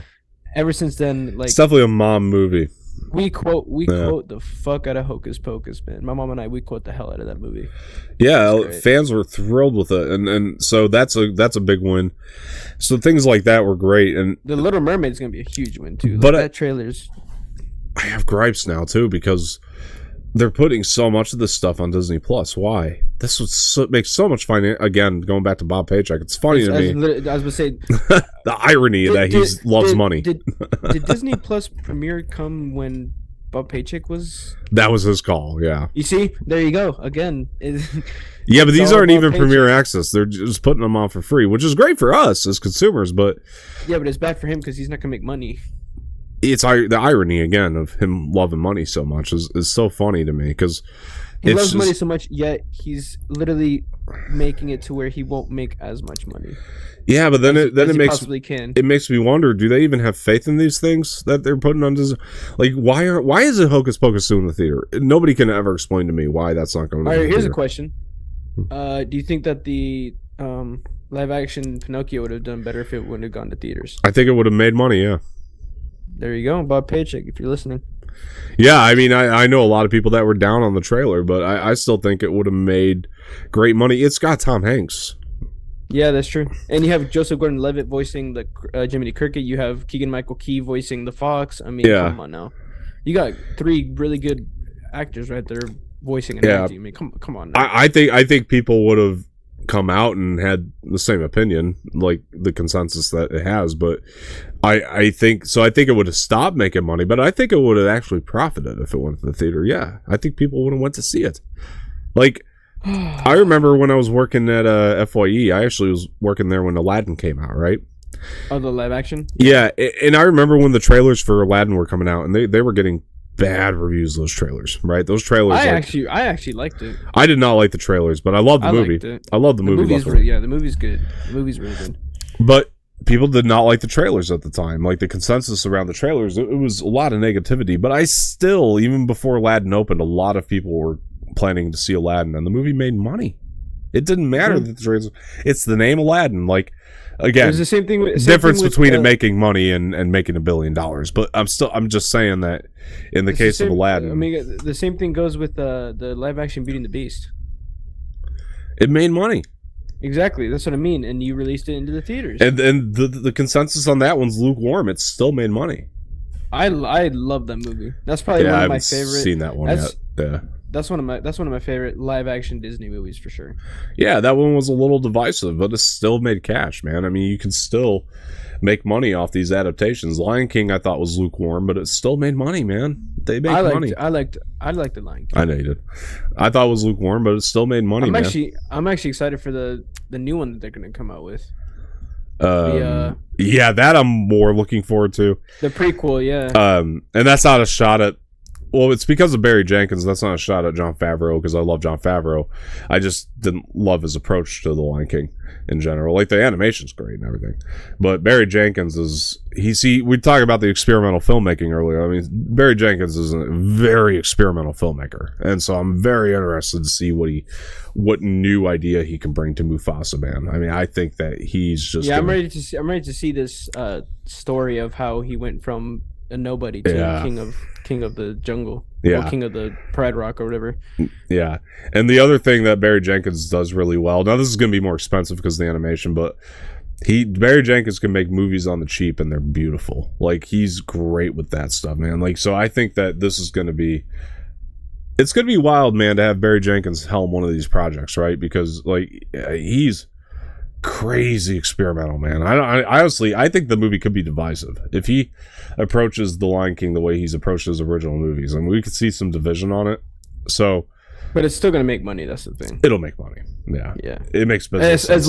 As long as he releases it to theaters. Yeah, it makes business sense. But I just know I'm on board because I know he's gonna do something original. He won't. I'm just on board. I'm on board with the fact that it's a prequel to Lion King. You know, we get to see the story of Mufasa. And there's that to it as well, because when I saw The Lion King, I was lukewarm on it, the live action, because I think the anime is a masterpiece, and just I mean, that's what all the animations that they're trying to make live actions of. Even the that's not true though, because I thought even the classic Dumbo. I still haven't seen the live action Dumbo, but from what I've heard, the live action Dumbo is complete garbage. Yeah, I haven't seen it either. The classic is still a fucking masterpiece. I mean, come on. Yeah, of course, but of course, I don't put it as high as Lion King, but yeah, it's still a classic. No, obviously, I don't either. But I'm just saying, like, to me, all the Disney classics, most of them are masterpiece films. Yeah, that's very true. At least like 90% of them, and yeah. No, but like, I don't think it's true in the sense that like they've all been shot for shot though. Like, because I thought Aladdin was great and like actually expanded quite a bit. Like, there's a lot of similarities, yes, but like Will Smith had a completely new take on the genie.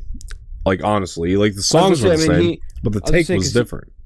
I was gonna say, because he actually ended up finding love, and having kids, and you know, in the animation we didn't get that. So yeah, I mean, that's the thing is, I've said this before too when I watched the live actions of all these, these classics. Yeah, they have the similarities, yes, but they all do have like differences. Yeah, to the animated Mulan was original. I mean, people can bitch about it all they want. It was different. I mean, I liked it because it was different. I still refuse to watch that movie. I mean, I don't think it's a masterpiece, but I liked it because it was different. You know, I liked that it was original. Especially when I found out about where they filmed that, I just refused to watch it. Yeah, I mean, I didn't know about that when I watched it, but I still like the movie. I mean, the movie turned out good. I mean, it did.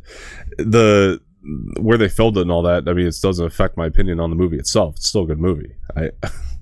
Sorry. I mean, just the reviews that I heard, people that watched it. Oh yeah, people hated it, but like, critics liked it, audience not so much.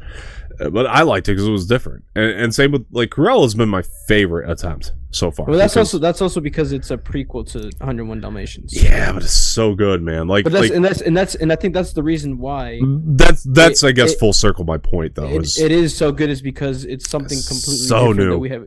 Yeah, that's what I mean. It's a prequel to 101 Dalmatians, which is why I'm so excited for this Mufasa movie, because it is a prequel to The Lion King. Yeah, that movie, Cruella's, that's underrated, man. That's underrated. That's probably definitely my favorite live action. Oh my god, that was so good, man. I want to watch it again. I haven't seen it in a while. I've seen that movie. I've seen that movie at least 3 or 4 times. I've seen it like 4 times, yeah, but I need to watch it again. It's just been a minute. But anyway, it goes to my point, because when I saw the Lion King live action, the thing I said after I walked out of the theater, I said lukewarm, but I would like a sequel. Prequel is still pretty good. I mean, it's still a good deal. Yeah, I mean, like, either way. Because if they were to do a sequel, they would literally just make a live action version of Lion King 2. But they shouldn't. The animated. No, but that's the thing, is that it's exactly what they would do, though. No, you're right. Given the track record, you're right. Yes, exactly. And you don't want that. Which is why I'm excited that they're doing a prequel, because we don't have an animation or live action for that of Mufasa, the story of Mufasa. So you don't want a live action Lion King 2 because Lion King 2 stinks. Lion King 2 is the opening's great. That opening song, so good. The Lebo the M opening one. song. The opening song is the best part of that movie. That opening is masterful, man. The rest of the movie is garbage. Oh yeah, it's not good. Lion King 1.5 isn't too bad. It's actually decent. Yeah, That's what I was like, yeah. For me, I'd go Lion King 1, then Lion King 1.5, and then Lion King 2. That was such a cool idea when that came out. Do you remember when that came out? Like, oh yeah, dude, how good of an idea that was. I have the DVD. I think I do too. Yeah, I had to get up because I had the game on the special features. Do you remember that? Yeah. I've got all the classics on DVD for the Disney movies. Yeah, at least most of them. I have them all on Blu-ray now. Actually, now I'm thinking about. I don't know why I'm complaining about not having the DVD. I also have I have all the sing-alongs too from Disney. Yeah, the Lion King animated. When they put that out on DVD, that was a moment for me. Like, dude, I have the original Lion King animated in DVD, man. Yeah. Oh, dude, I've got like all Lion King, Jungle Book, Aladdin. Oh my god, I watched Hercules. I mean, come on now. They had the music video for "Can You Feel the Love Tonight," the original with Elton John on that. Oh, and I watched that so many times because like it was just, man, Elton wrote amazing music for that. Dave can go fuck himself. Well, Lion King's a masterpiece, man. I don't know what he's talking about. The animated Lion King is a masterpiece. They're both animated. Oh yeah, true. Yeah. It's so funny we refer to it as live action because it's not. It's actually an animated movie. Well, yeah, because it's live action in the sense that it looks live action. But it's all animated too. It's still yeah. I guess when you say live action, it's more like Beauty and the Beast, Cruella, Aladdin. Yeah, they consider it their live action adaptation. It's funny because it's not. It's actually the whole thing is animated. I mean, that's where Favreau started experimenting with the volume stages, right? And learning about that from like he does on Mandalorian now. He started that. I remember watching the interview with him. It was like when I started working on volume stages, it was familiar to him. He was saying it was familiar to him because he was experimenting with that stuff on Lion King already. So he was just like, it was easier for him to film and adapt to that with stuff like that. Can you talk for a second? Just stall. I don't care. Talk about Lion King some more and how great it is. I'm gonna go grab something. 2 seconds. All right. Yeah. All right. Yeah. No, Lion King. I mean, the animation classic is a masterpiece, and I did want to mention too, actually, that because he mentioned, Elton John made great music for Lion King. Another one too is Tarzan, which is Disney. I mean, Phil Collins is just a talented motherfucker, man. His songs are. I was just talking about how you mentioned Elton John made incredible music for Lion King. I was just saying that another great example is Phil Collins with Tarzan, which is also Disney. Oh my god. Like that. Oh my god, dude. Phil Collins is just. Oh man, he's uber talented, man. Yeah, I mean it's arguably just as innovative as what Elton John did for. Oh yeah, 100%. I mean, Phil Collins went overboard for that Tarzan song. We've talked about this before. How, dude? I mean, he the songs he made for Tarzan, man. He had no business doing that well with them. He really did not need to. He really outdid himself. Like he went above and beyond for Tarzan. Honestly. Oh my god, yeah, the guy is so talented, man. I mean, uber talented. Yeah. Speaking of music and movies, I've been on a Haim kick lately. So I was going to ask you, Licorice Pizza, did we predict that was going to, like, did we think that Alana Haim was going to be nominated when we were doing our predictions for the Oscars? I don't think so. I still have the notebook. If you want me to go grab it. No, you don't have to. I didn't think so. I couldn't remember. No. I don't even think we put Licorice Pizza as a nomination for any category. I thought we did for Best Picture. At least I did. I think I did for Best Picture. Yeah, I don't know if you did, but I did for Best Picture. No, I think I did. No, you know what? I put Dune for Best Picture. No, I predicted it would be nominated, not win. As in, yeah, I think I put. I think I did. I think I put Dune for both, winning and nominated. Yeah, no, I predicted Licorice for nominations.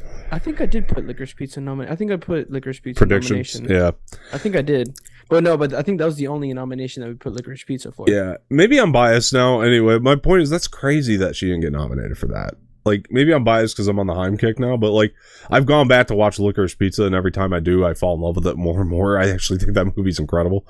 It is incredible. Yeah, like it's a great fucking watch, and the more I watch it, you know what's so good about it? And it's so funny to me. Like, I watch it now, and I compare it to American Graffiti, because American Graffiti, we haven't had a movie like this in a long time. It's this amazing thing. You don't want to stop hanging out with these characters. Like, when the movie ends, you don't want it to end. It's one of those, and we don't get that often enough. It's like you want to continue hanging out with them in this movie, in their adventures. I think Licorice Pizza warrants a sequel. I really do. I was literally about to say that. I want a Licorice Pizza sequel. Like, you know how I feel about like singular art pieces and how they're so great that they shouldn't have sequels. Like when they're really like as like artsy Joker. As that. But Licorice Pizza is one that I can honestly see warranting a sequel, because like I think people would love to hang out with those guys again, because it's just that the way that Paul Thomas Anderson created that world. I think I'm bringing this back up too, because like I don't think I gave Licorice Pizza enough credit at the time, especially if we didn't predict that Alana Haim should be nominated. That's her first movie, by the way.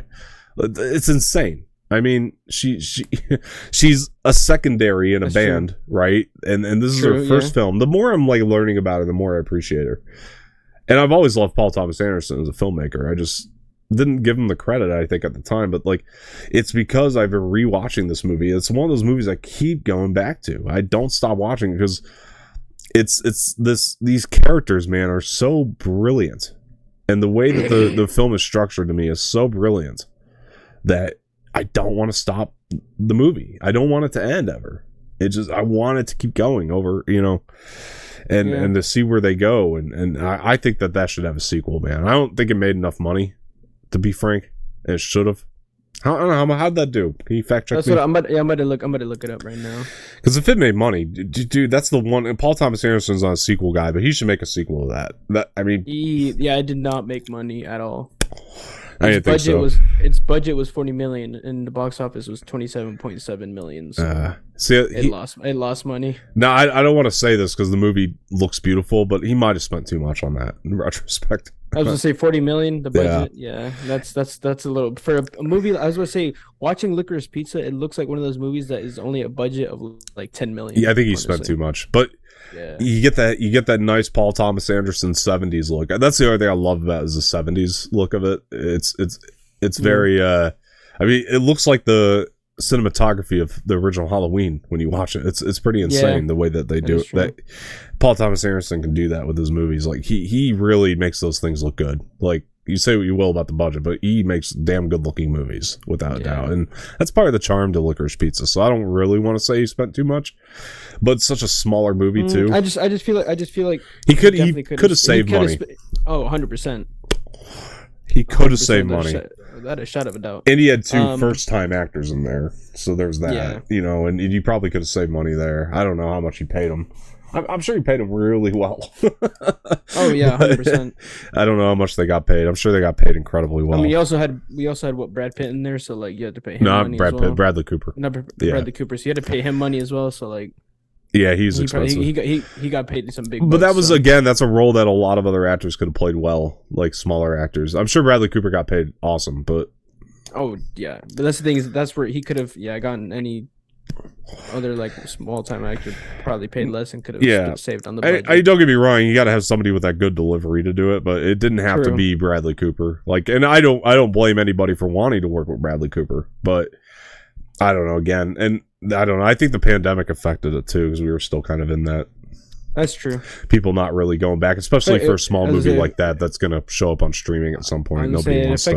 It affected a lot of movies, honestly. Yeah, but that movie is I didn't give it enough credit at the time, man. I remember you were actually hyping it up when you saw it, and like I didn't give it nearly enough credit. But that's what I hyped it. The trailer alone was just like, it really fascinated me. Yeah, honestly, it's talk about being somewhat experimental in your filmmaking process. I mean, the thing about that movie that, like, I mean, it literally, to me, this is the meaning of Licorice Pizza. The title is, it's two things that shouldn't go together, but they do, or they did.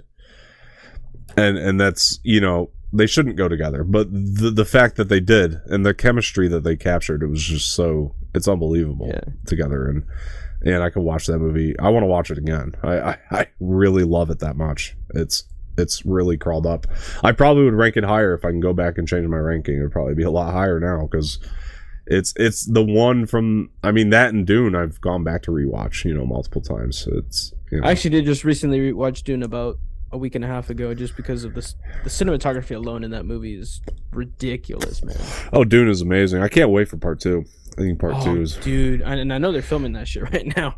Yeah. Speak. Jose, how do we fix Disney? We got to get back to that because that was... Well, I was going to say real quick before we move on to Disney. Oh, yeah, go ahead. As much as I don't want to talk about Bob Paycheck, we have to. But speaking of music, actually, I saw that Bring Me the Horizon's coming to Atlanta.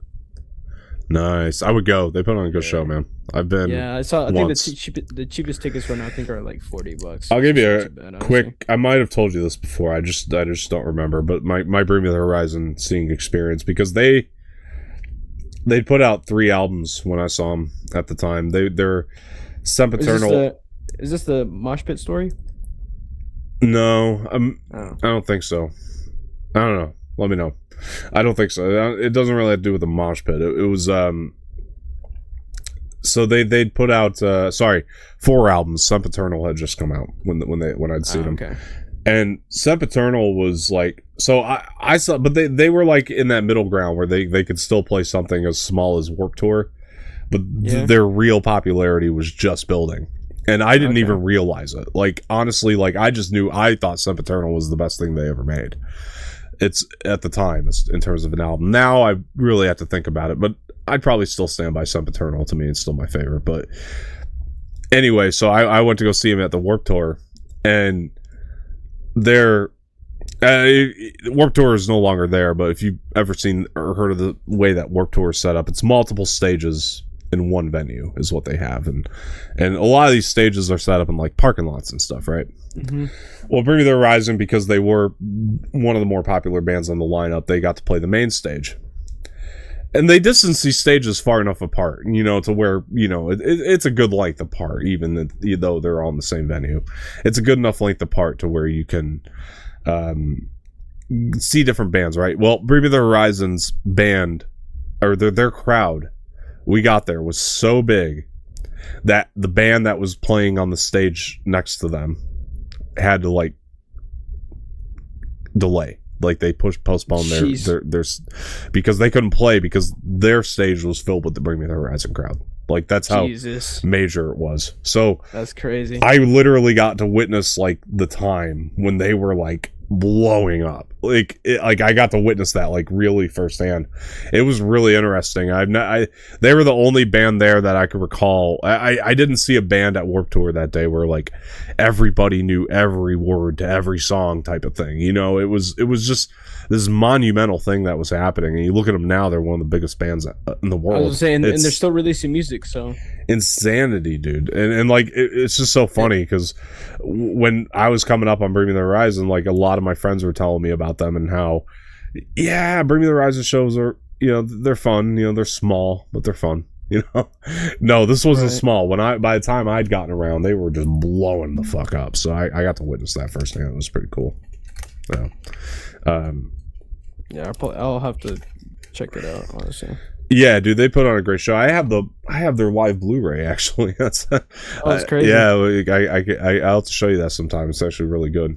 Their live show Blu-ray and their concerts. All right. Well, you stop for Benny to go bathroom real quick. Yeah, no problem. So Disney, I don't know how we fix it at this point. I was going to ask Jose because we need answers now, and he's the smart one in the room.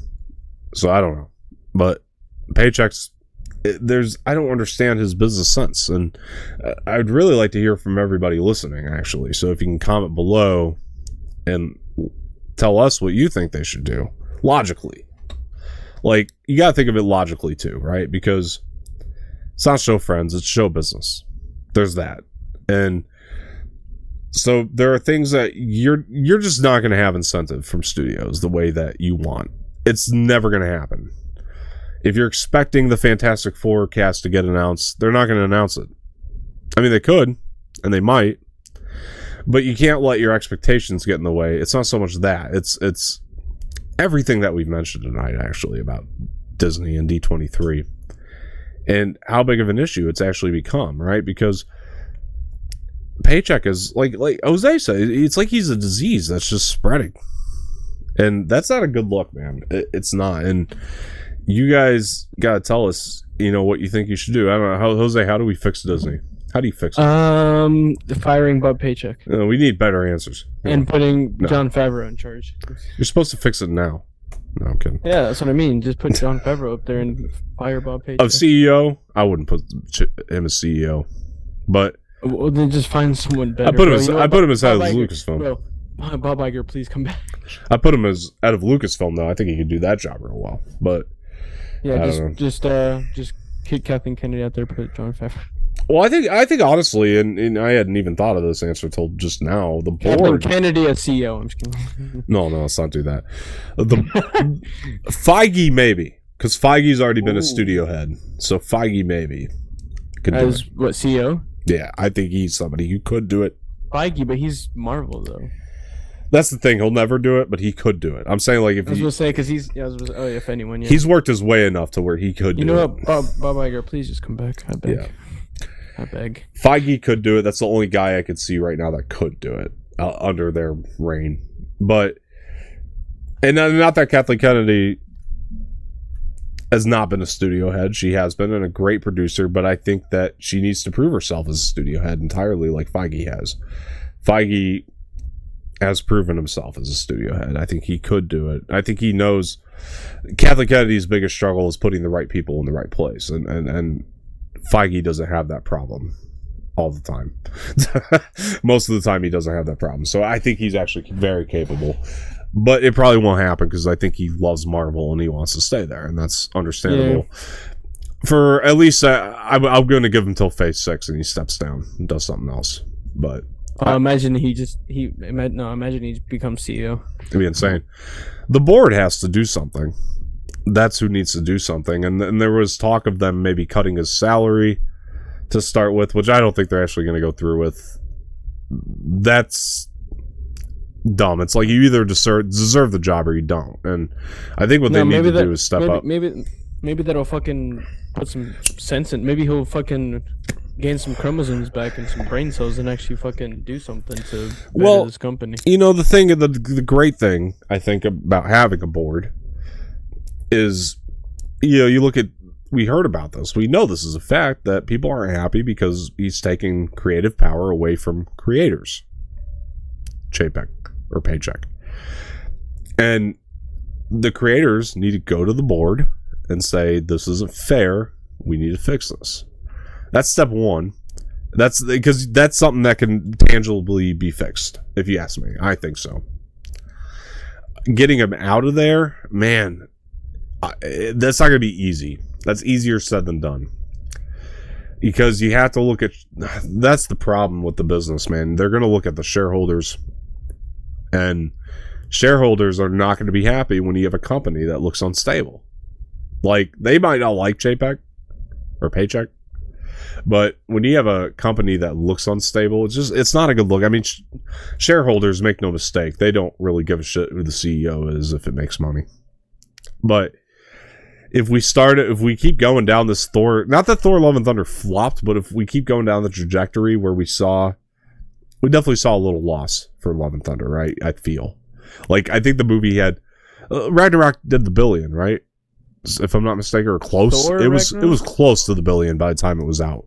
It was probably like 900 something. Yeah, it was closer to the $1 billion than. I was saying, I don't think it's at the $1 billion because I would see it on the highest grossing movies of all time. Yeah, it's 854 million. So close, right? And so Love and Thunder ain't hitting that. It's on Disney Plus now. I hate to break it to you, but they ain't gonna make that kind of money. It did well, but it's not gonna make that kind of money. And we know that the move to cut that movie down to what it was Bob Paycheck. That's out there. It's catching up to Thor Ragnarok already. Is it catching up?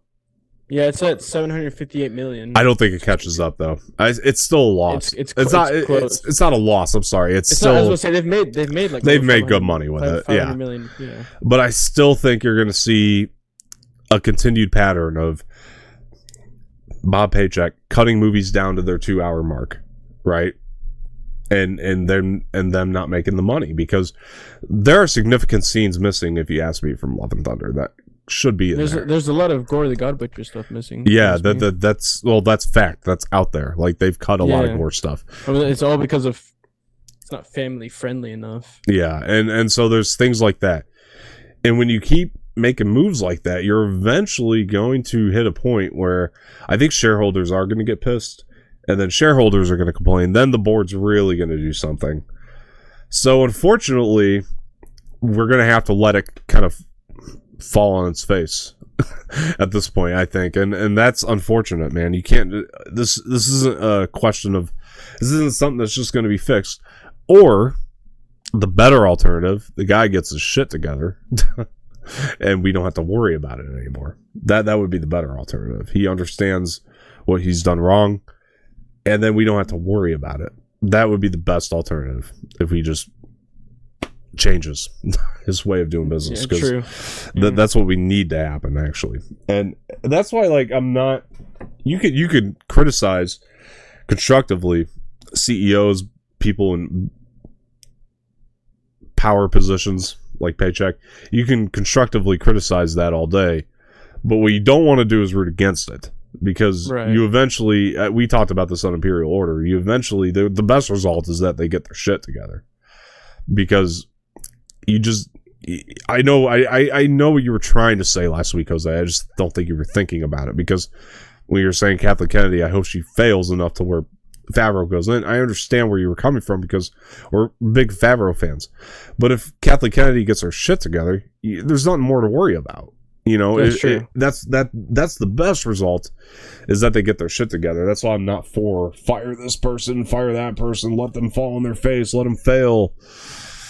I'm not for rooting against, man. It's like, get somebody in there to coach the fucking guy and get this business going the way it's supposed to be. And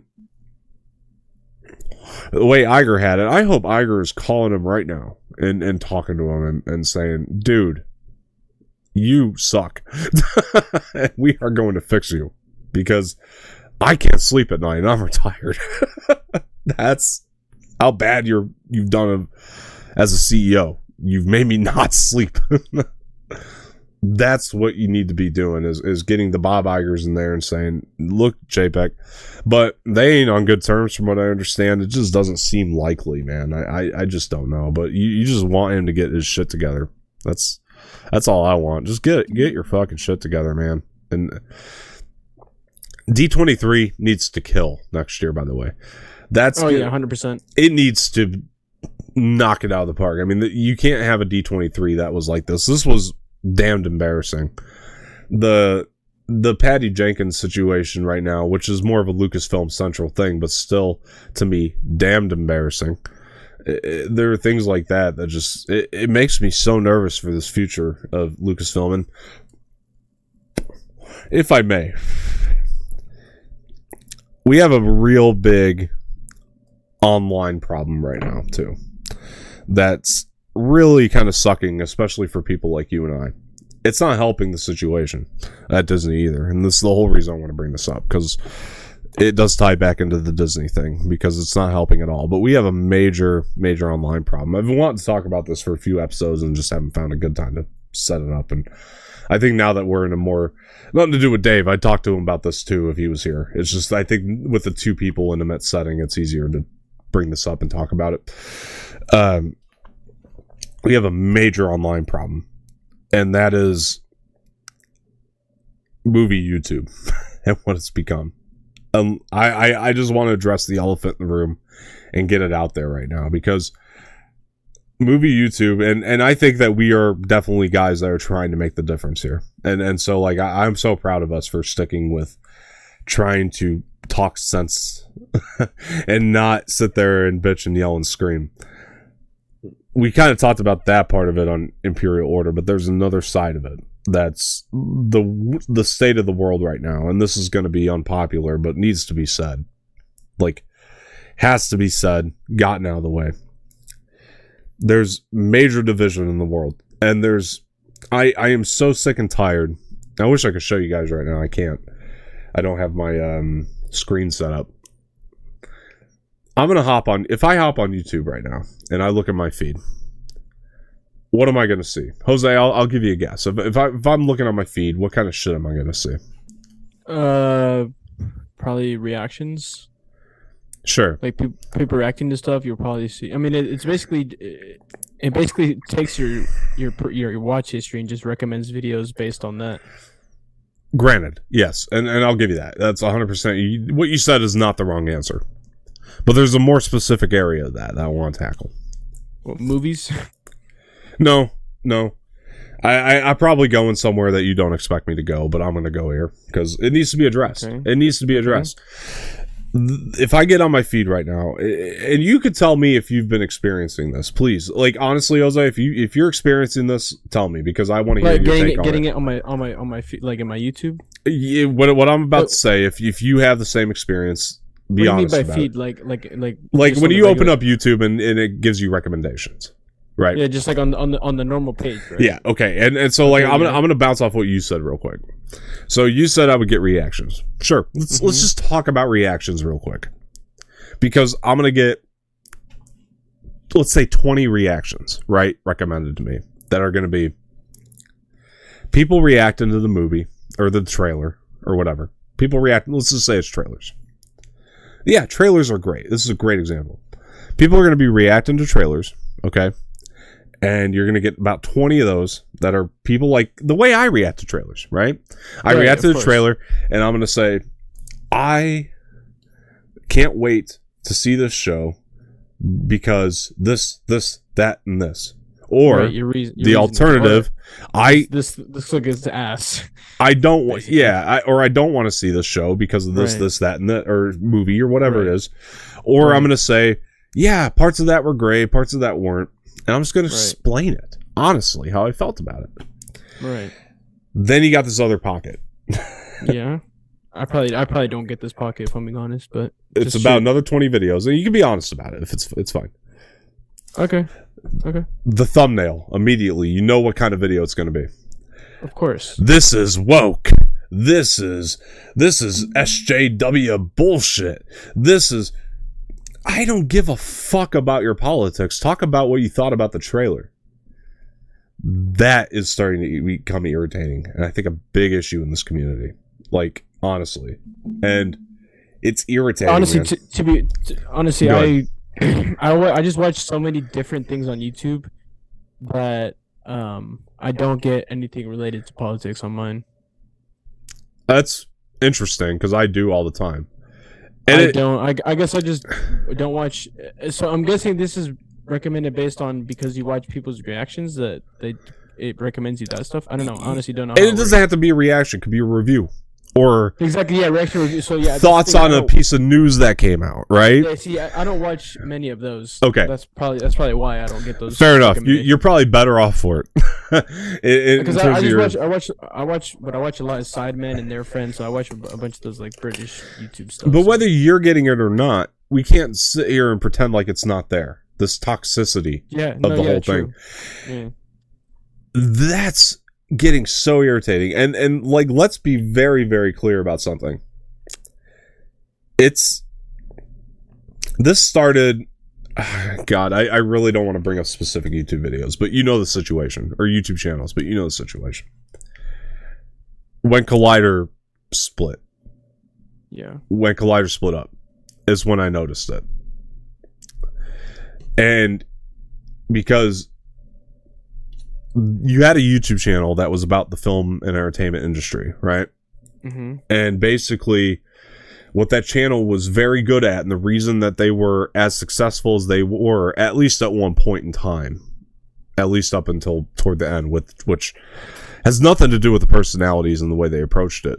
The personalities on the channel approached talking about film and television a lot of the way that we do.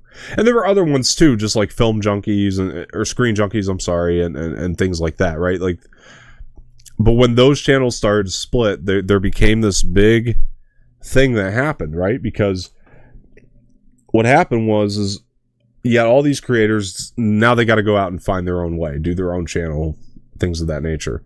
Right. So the reason I kind of started this channel to some degree, because I kind of saw this window of opportunity where I was like, oh wow, like movie YouTube's going to be, there's going to be a lot more people doing it now, you know?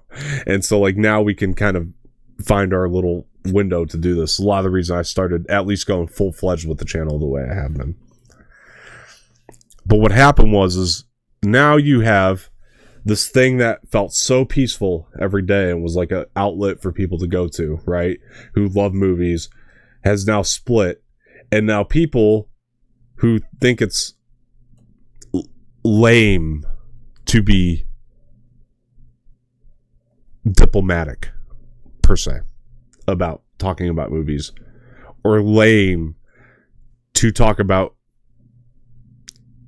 movies that have women, and pardon me because I don't buy this, I don't subscribe to this myself, but you do have people that think it's lame to have people of color in movies and they want everything to be whitewashed, like the Little Mermaid. Those types of people, when Collider split, saw an opportunity to start making channels about bitching about how that channel failed and why they sucked and why they failed. Are there individual channels doing better than the combined one that they did? Sometimes, the collaborative one? sometimes because people like drama, they like hate. I mean, yeah. I'm stating the fact. You know, cancel culture on Twitter is a big part of that too. And this video is honestly probably going to say something along the lines of D23 was a failure, but not because we talk about drama, because that's what happened. They dropped the ball. But there are people who are basing their businesses on talking about failures and talking about trying to get other people fired from businesses and talking about trying to, I don't know, why, pardon me again, like why colored people shouldn't be in movies. You heard what I said about The Little Mermaid. That shit was fucking true about what people said about. People, like, that Little Mermaid shouldn't be black. Like, what? Like, come on now. And the girl did amazing in that teaser, by the way. If that movie sucks, she ain't going to be the problem. I'll tell you right now. Her singing gave me goosebumps. Bro, it really did. Yeah. Like, her singing is incredible. She ain't going to be the problem if that movie sucks. I'll tell those idiots right now. But there's an issue. There's an issue. And this is, I'm seeing this every time I jump on YouTube. And I guess the reason or the way that this all kind of circles back around to the D23 situation is, man, if this division keeps up, these studio heads, these CEOs, they're not going to find a good way to navigate what people actually want and what's going to be successful, because there's so much fucking bullshit noise out there that it's going to be hard. It's going to become harder and harder if you dedicate your channel to finding flaws. And there are so many people that do. And the people that know what I'm talking about and know specifically who I'm talking about. I don't need to mention names. There are channels that are just dedicated to finding flaws. And not only that, channels that have come out right out and said, yeah, we have to kind of talk shit, otherwise our channel kind of goes down in views. But it's toxic. It's fucking toxic. There's a big difference between me sitting here and saying, yeah, I thought D23 dropped the ball, than the billion of other channels that say, make thumbnails that say, Disney's in trouble. They're not in trouble. They're a multi-billion-dollar corporation. They're fine. They're not in trouble. You know, Disney's gonna burn down. I want Bob Chapek's head on a stick. Come on. That's ridiculous. And there's so much of this fucking bullshit that I see every day. I'm tired of it. And I've been wanting to rant about this for a while, so I'm sorry if this is a little bit more prolonged than my usual tangents, but Bro, you should just stop watching it, honestly. It's not watching. I'm tired of seeing the thumbnails. Well, then just... Oh, I guess you really can't avoid them. I can't avoid thumbnails. Yeah, it's the first thing you see. And I'm not watching these videos, so why are they fucking recommending it to me? Don't read the descriptions. Just. But my point is it's getting recommended because it's movie related, right? And obviously, when I'm on YouTube, a lot of my stuff is going to be film, television related, right? Yeah, see, that's when it comes to YouTube, I don't really do much of the movie stuff. It's usually just trailers or like clips that they post from their projects that are released. But yeah, in terms of, I don't really, for the YouTube, I really don't do movie stuff. But if you're a business, right? If you're Disney, you have an analyst there that's looking at What do people want? What do people like? What are they into right now? And unfortunately, because drama and hate are so popular, that's the type of stuff that's getting views. And so unfortunately, they're going to look at that and be like, well, shit, man. I mean, apparently, we got to do this kind of stuff. And people that just have nonsensical opinions that don't fucking think before they speak. And to me, it's actually kind of scary where all that's going. You know what I mean? Like to me, it's scary. It's political.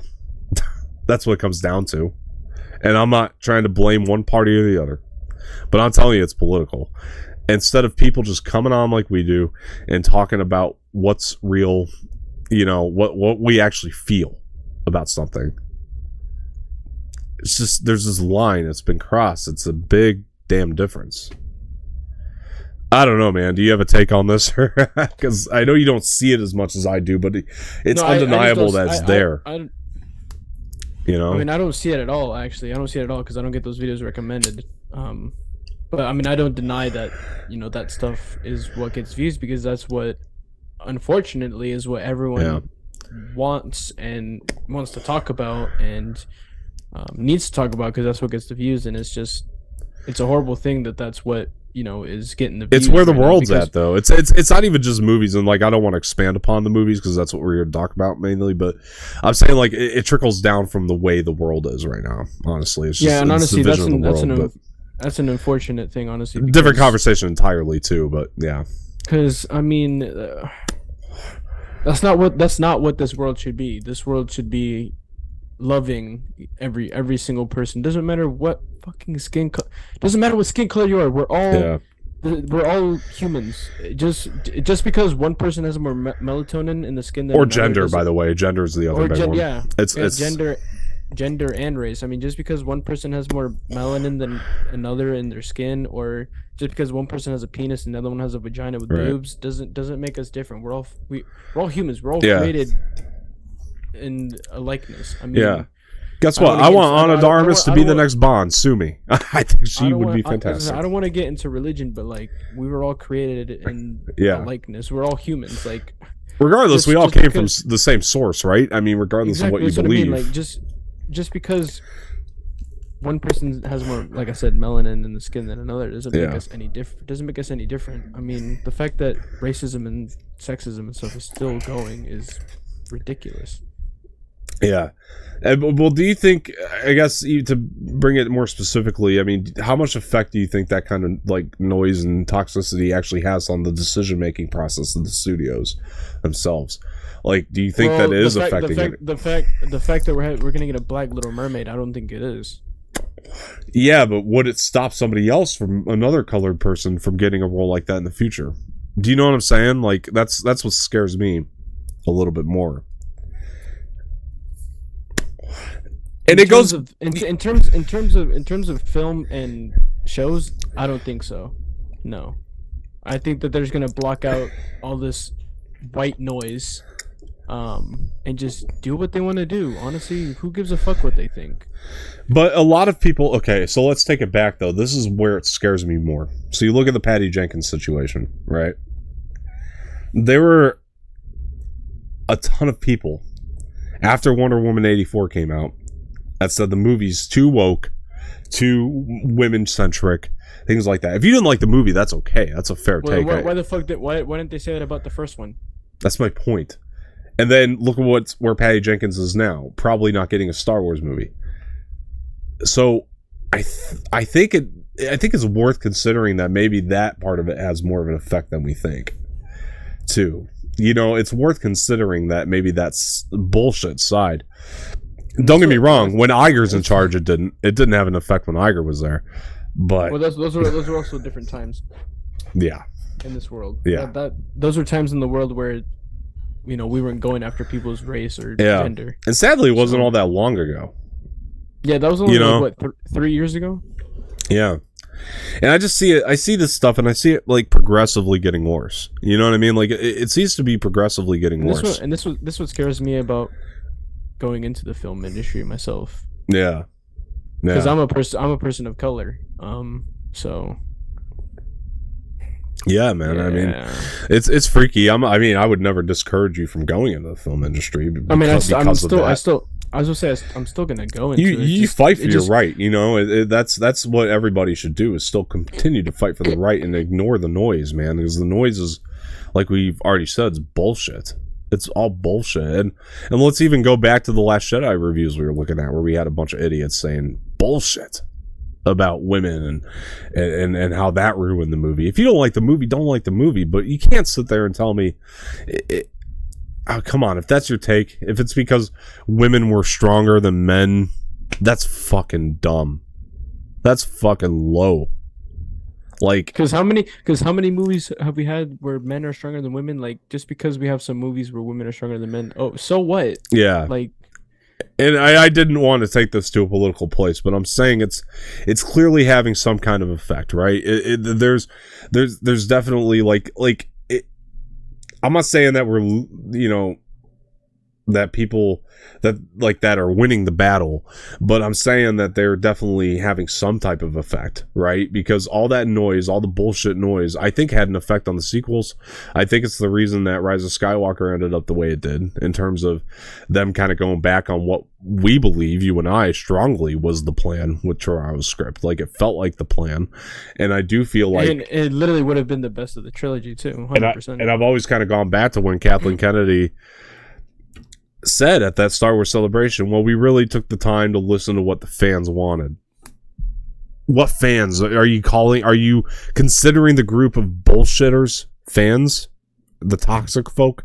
Are you considering them fans? Because I would please don't, you know, like right here, I would beg you to not, and don't consider that as true fans. I mean, they might like the original trilogy, but I guarantee they probably like if they hate something for the wrong reasons, they probably like shit for the wrong reasons too. You know what I mean? Because, like, I bet you those people like the original trilogy because they're, you know, it's full of white people. No, that's not what makes the original trilogy great. It's the fucking storytelling. It's the incredible direction. It's the fluidness of the movies. the cohesiveness of the story, exactly, the arc. Yeah. And people can say that they believe that that's why they like the original trilogy, but then when you're on the other side of that, bitching about colored people being in movies and women being stronger than men in movies, then you lose credibility on what you've said already about your opinions about why you think the original trilogy is great, because I suddenly don't believe that at all. I believe you enjoyed that for the wrong reasons. Those are probably the dumb fucks that like Jar Jar Binks. And actually like the whole... I think most of them do. And they also probably like the fucking midichlorians, the dumb pieces of shit.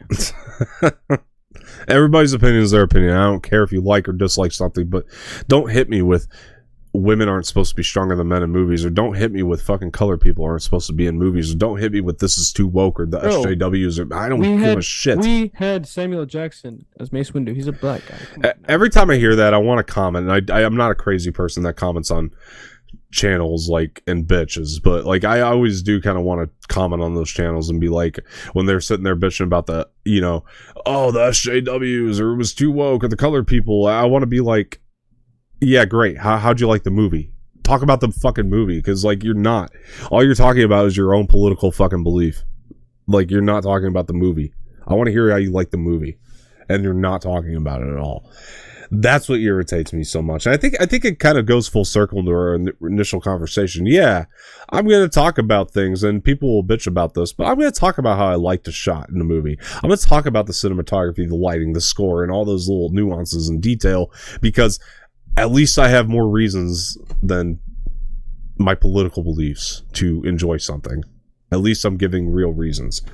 And I know that's like not become the popular thing to do anymore. The more popular thing to do is to put your political beliefs into your movie watching, and I'm tired of it, man. I want it out.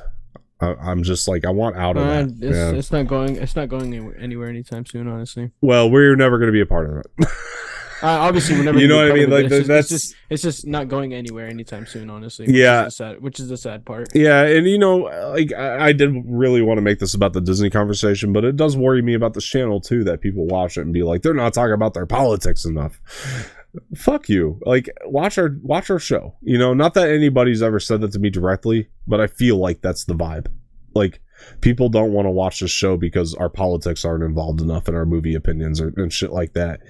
And like we've lost the art to talking about film and shit. Like there's a lost art there a little bit too on YouTube. And like, it's funny. I've been thinking a lot about incentivizing our channel. Well, here's your incentive. You're going to get pure opinions from pure people on this channel. Like that, I can promise you. Like our opinions are going to be pure. They're not going to be bullshit. They're not going to be littered with bullshit. Like our opinions are going to be pure opinions. Like we're not going to take that back. So for anybody watching and you want incentives to subscribe to our channel and get future content, and the reason to join our community over some others is that right there. You don't have to go out and look at the bullshit. You can just come to our channel and know it's a safe place. Like that'd be my unless that's what people are wanting to watch. I mean, it's crazy. And that's up to you. If you want to do that, I'm not going to take that away from you because there are hundreds of channels doing it. You can take it. You can go watch probably thousands of channels doing that. And you can go do that, and that's fine, man. If that's the kind of shit you want to shove down your throat, I'm not going to take that away from you. But I'm telling people who don't want that anymore and want to get away from that. That's your incentive, man. We're giving pure opinions, man. Like we're giving pure reviews. You literally have someone who's studying film here that will give you like breakdowns. If you guys want breakdowns, I can give you breakdowns, shot for shots, and different movements and angles and apertures and shutter speeds and all those geeky nerdy stuff about film, man. And pure opinions that our audience is completely allowed to disagree with us on in a very safe way. In a very safe way. Let us know. Don't give us a bullshit reason of why you disagree with us. Actually, give us an actual reason of why you disagree with us. Yeah, that's what I mean. Like, we're gonna leave the bullshit out of it. If somebody's in our comment section spewing bullshit, they're out. They're out. I'm taking them out. That's comment deleted. Yeah, and we're gonna keep this channel a safe place and this community a safe place. I hope that people subscribe to us because of that. Like, because I've been thinking a lot about that lately. Like, what is our incentive? What do we have to offer that like not a lot of other channels have right now? And that's it. I mean, that's what we have. We have pure opinions. We're not coming here to talk about the bullshit, man. I mean, we're not talking about the bullshit now, but we're giving a pure opinion on the bullshit. We're giving pure opinions on all that bullshit, all that noise, and like really objectively trying to look at like how it could affect the industry and how we can get results from that, like and things of that nature, and how do we fix it. That's the type of stuff. I just feel like we don't define our channel enough maybe on these shows or on our videos, and like honestly for me, like that's our definition, man. It's just being pure, man. It's gonna be pure. Yep. You might not like it, you might disagree with it, but it's gonna be pure, and you're allowed to disagree with it in the proper way, and just talk to us and have a conversation and things of that nature. And yeah, by the way, the new incentive I'm doing is if you have a question about any of the topics on our show, subscribe to the channel, comment with I subscribed, and then ask the question, and I will answer the question in the comments. I promise you, I will respond to everybody who subscribes, and we can track who subscribes. So don't lie, don't lie, because we will track to make sure you are subscribed. But just comment that you subscribed once you subscribe, and I'll answer any question about any of the topics that you guys have, or talk with you about any of the topics you guys have. Just leave a comment saying I subscribed, and I'll respond. Yeah. So and maybe Jose will too. Sometimes he gets. Of course, I will. Sometimes he gets in that comment section too. So actually, no, I commented on the Little Mermaid. I commented to Sammy's comment on the Little Mermaid one. Yeah. Which is still just climbing views on. I know it's doing well, man. It's one of our more successful hits there. It's almost at 600. So yeah. Well, I'm happy to have watched that trailer for everybody. Yeah. It wasn't a task, man. It was a beautiful trailer. It wasn't a. Yeah, it wasn't one of those bullshit white noise videos. Exactly. All right, guys. Look, been going a little over 2 hours here. Jose, thank you so much, man, for sitting here and listening to all my fun tangents that I always like to go on. I appreciate it so much. I like talking about commenting and going off of your tangents and giving my own opinions. Yeah, because, I mean that's what I'm here for. That's what I want to do, and. Yeah, man. I'm just here to give my opinion to the people that are watching, Yeah, I love hearing your opinions, man, and shit. We don't always agree, and that's hopefully that's hopefully that's reflected in the videos that we don't agree either all the time, but it's like we talk about, we agree on a lot of stuff. yeah, but not everything, and we talk about it like human beings when we don't agree. Yeah, you know, we're not yelling course. at each other all the time. You know, Yeah, no, of course. getting heated debates once in a while, but we're not, you know, mad at each other. We don't stay mad. We don't hold grudges and shit. So, all right, man. And before we go, where can people find you? You can find me at all socials at Type 1 Latino, all lowercase, all together. Same thing on Twitch and YouTube. All right, you guys can find me on Twitter at Dom_Martino_, on Instagram Dom_Martino_official. It's literally right down there, the bottom right, if you guys get confused or lost. No, I'm kidding. All right, and then please follow us on Spotify. I'm going to try to start including the Spotify show links in the description below, but make sure if you haven't, go to Anorax Entertainment podcast feed over there on Spotify and give us a follow, man. We're really trying to gain the audio-only listeners, even if you don't use it, just go follow it. It's free to do. I mean, you just got to set up a free account on Spotify and follow us. And then before we go as well, help us out, guys, please. We really need it. Please like the video, subscribe to the channel, leave some feedback in the comment section, share this with your friends, hit that bell for notifications too. And like I said, if you say I subscribed, I will talk to you on it about any, if you actually subscribe, about any of the topics you want to talk about, answer any questions about them. That would be great. I appreciate it. Thank you guys so much, and we will talk to you guys later.